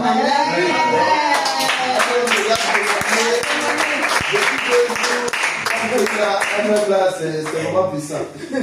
Mais c'est exceptionnel, hein, parce que bon, ici, normalement, c'est pas convenable pour les délivrances. Oui, parce que c'est l'appartement. C'est l'appartement, mais c'est la sœur Gloria qui nous a poussé à franchir le pas, parce que quand elle est arrivée, elle était tellement chargée. Tellement chargée que on s'est dit, on va faire une exception. On ne pouvait pas la laisser. On ne pouvait pas la laisser comme ça, en fait. Et puis on a dit, bon, vu que Sogo a fait la délivrance, pourquoi pas pour Julio, pourquoi pas pour Samuel, et pourquoi pas pour toi, ma foi, pourquoi on n'a pas fait avec les voisins, mais voilà, le Seigneur a besoin qu'on fasse cette délivrance, il a besoin d'agir rapidement. Parce que le Seigneur appelle son église dans la parole de Dieu l'assemblée des saints. Quand le Seigneur parle de l'église, dans la nouvelle alliance, il dit l'assemblée des saints. C'est-à-dire ceux qui ont été séparés du monde. Amen. Voilà. Et il faudrait que l'église du Seigneur soit une assemblée des saints. C'est pour ça que le Seigneur, à la main des prières, lorsqu'on vient à la main des prières, on doit passer par la délivrance pour recevoir le Saint-Esprit et être rempli du Saint-Esprit. Là, quand on se réunit pour adorer le Seigneur, il descend toujours. Amen. Voilà. Ça même, c'est parce qu'il y a un peu les voisins. Parce que... Je sais. Donc, du coup, on se métise un peu. Parce que si on veut se lâcher là, tout le monde va se rendre de bouillir tellement dans la présence du Saint-Esprit. Amen. Mais le Seigneur a fait grâce. Donc, voilà un peu les serments de Dieu de l'Église avec la responsable de la prophétesse et Pasteur Julien. Donc, on a 3 enfants. On a 3 enfants. Il y a notre fils aîné, Vénice, qui est là, serviteur de Dieu. Il y a Louange, notre fille, et le dernier, le garçon Vénice, Messi, qui il est en train de dormir. Amen. Donc, on a 3 enfants par la grâce de Dieu. C'est une grâce du Seigneur. Ils sont tous passés par la délivrance. Voilà, oui. On a aussi, même les enfants. Ah oui, tout le monde. Il faut prier pour les enfants, hein, parce que quand tu pries pour la demande des enfants, il y a des choses, c'est vraiment incroyable. Les initiations, la sirène des eaux, tout ça, l'esprit de sorcellerie qui attaque les enfants très fortement. Donc c'est important de prier même pour les enfants. Là, ça c'est le fils de la semaine de Dieu, Ange, qui est là en jeûne pour sa délivrance. Il y a aussi le serviteur de Dieu, Julio, il a pris 3 jours de jeûne cette semaine. Il est aussi en délivrance. Et la semaine prochaine, il va encore revenir pour que l'on prie pour sa délivrance. C'est le fils de la semaine de Dieu, Nathalie. Donc, nos enfants, on doit prier aussi pour nos enfants. Voilà. Parce que le diable attaque beaucoup les enfants. Pour rendre les enfants têtus, les initier à la sorcellerie, tout ça là. On a vu des enfants qui sont venus, des enfants qui se transforment en dragons. Les parents ne savaient même pas. Ça, c'est vrai. L'enfant dort, elle dit qu'elle se transforme en dragon, elle part, elle court, elle fait les trucs. Donc c'est des enfants qui étaient reines dans la sorcellerie. Petits enfants comme ça. C'est pour ça qu'il faut prier pour les enfants. Amen. Amen. Mais le Seigneur, par sa grâce, a disposé ses servants pour son œuvre et nous sommes contents du travail qu'elles font. Amen. Voilà. Elle vient de loin, il faut préciser. Amen. Elles viennent vraiment de loin. Bordeaux, Seine et Montpellier. Ah, oui. Voilà, donc elles viennent de loin Ouais. comme ça pour Tous les venir week-ends. les week-ends pour le service du Seigneur. C'est Dieu qui fait ça. Et la sœur Christelle qui était à Lyon. La sœur qui est à Lyon, qui est maintenant à Toulouse, Ouais. elle est aussi venue pour servir le Seigneur aussi avec nous. Amen. Voilà. Donc elle va aussi servir le Seigneur. C'est une très grande servante de Dieu. Amen. Amen. Amen. Donc c'est un peu ça. Il y a d'autres servantes de Dieu, même la sœur bénédiction qui est à Béziers, qui n'a pas pu venir ce week-end. Je pense que le week-end prochain, par la grâce de Dieu, elle sera là. Donc c'est un peu ça l'équipe de l'église. La sœur de Rose Barbara, oui. Oui, la sœur de Rose Barbara est la représentante de APD à Lyon. Parce que nous avons une église à Lyon. Nous avons deux églises en Ile-de-France, à Goussainville et à Grigny. Donc ça, pour l'instant, c'est ce qui est en France. Et par la grâce de Dieu, le Seigneur permettant qu'on puisse encore s'étendre davantage Amen. en France, en Europe et dans tout le monde entier. Donc on acclame le Seigneur encore.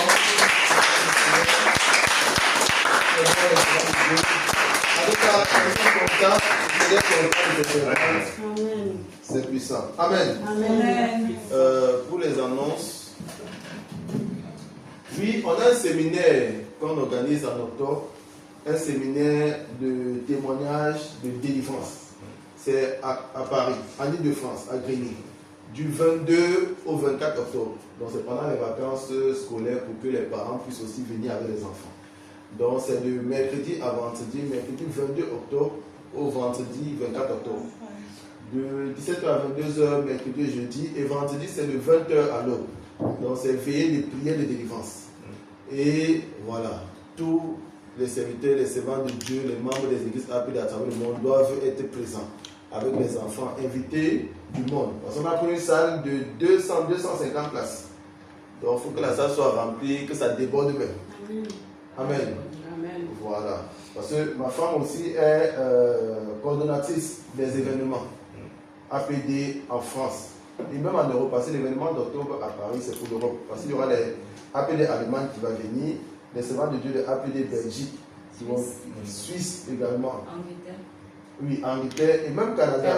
Ils ont dit qu'ils vont envoyer des représentants.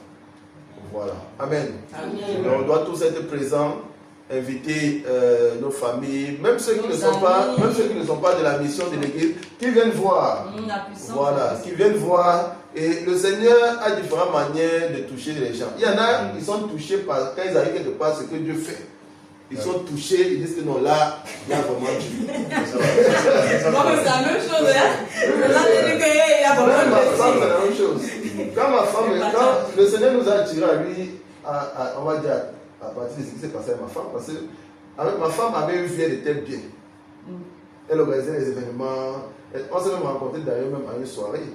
Une soirée où je suis arrivé, on la présentait, elle était invitée d'honneur. Elle organisait les événements. Elle était connue pour ça. Mais quand on s'est rencontrés, c'était 2 mois après, les problèmes ont commencé. Donc c'est comme si elle venait apporter les problèmes dans ma vie. C'est comme si moi je venais apporter les problèmes dans sa vie. On avait des problèmes, mais pas problème que physique et spirituel. Les blocages dans tous les sens, spirituellement tourmentés. C'est comme ça que le Seigneur nous a attirés à lui. C'est là où on a commencé à chercher des Ah oui. Parce que c'était chaud. Amen. Voilà. Et c'est là que le Seigneur, quand je dormais, il s'est venu se révéler à moi pour m'envoyer la main de prière. Pour me demander de partir. Quand je lui parlais même de ça, elle ne croyait même pas. Au début, elle refusait. Elle disait c'est une secte. Je vais les consacrer, il va dire pour que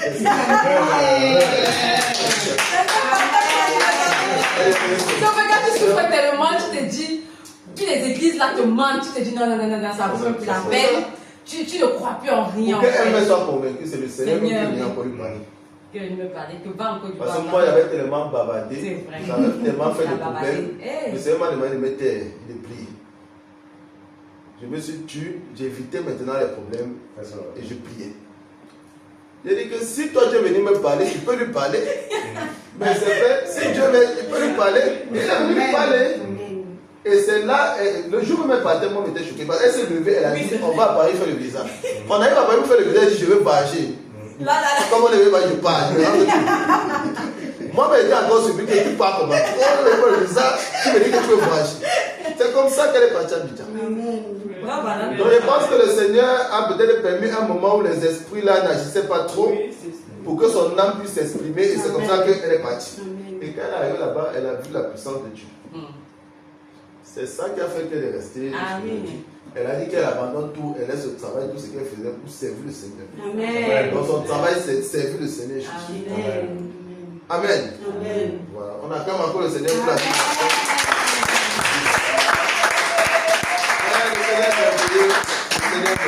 Amen. Amen. Voilà. Donc pour cet événement du 22, invitez les gens. S'il y a des gens même qui ont des problèmes spirituels, qui sont malades, il y a beaucoup de gens qui sont dans les églises qui ont des problèmes spirituels, il ne faut pas de solution. Il faut les inviter, ils vont venir voir et c'est le Saint-Esprit qui va les convaincre. On va leur parler de l'amour du Seigneur. Il y aura le pasteur Christian Gigaï, il va témoigner. Voilà, il va témoigner. Voilà. Il faut préciser une chose que la délivrance est gratuite. Ah oui. Oui, la délivrance, bien sûr. La délivrance est gratuite. Et quand on prie pour la délivrance, on ne prie pas avec l'eau, on ne prie pas avec l'huile. Comme on parle là, c'est comme ça. Et le Seigneur, on prie. Voilà. Donc, et c'est gratuit. Amen. Donc, il faut les inviter qu'ils viennent. Et c'est le Saint-Esprit qui va les toucher. Parfois, tu invites quelqu'un, il vient, il est même plus à fond. C'est ça. Il dit, mais toi, là, c'est pas toi. C'est une preuve. Dès que tu invites quelqu'un, mais elle est même plus à fond que toi. Parce qu'elle cherchait, mais elle ne trouvait pas. En fait, c'est que la personne aime Dieu, mais la personne ne trouve pas. Il y a vraiment Dieu. Quand la personne se rend compte que je suis à l'eau, il y a Dieu. La personne s'accroche et toi, tu es choqué. Donc, invitons vraiment le monde à venir pour cet événement-là. Voilà. Et est-ce qu'il y a encore d'autres. C'est le dernier jour pour la commandement. Oui, c'est le dernier jour pour la contribution.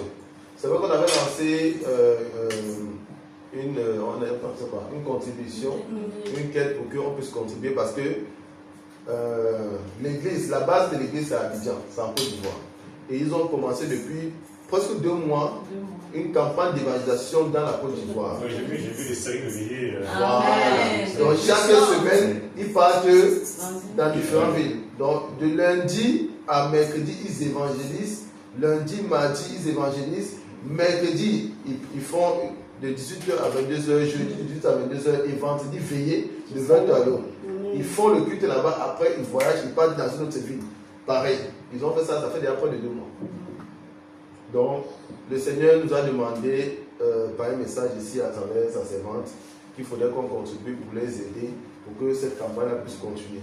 Parce qu'en même temps, l'œuvre de Dieu, c'est nous les enfants de Dieu qui sont là aussi pour faire avancer l'œuvre de Dieu. Parce que le païen ne va pas venir mettre son argent dans l'œuvre de Dieu.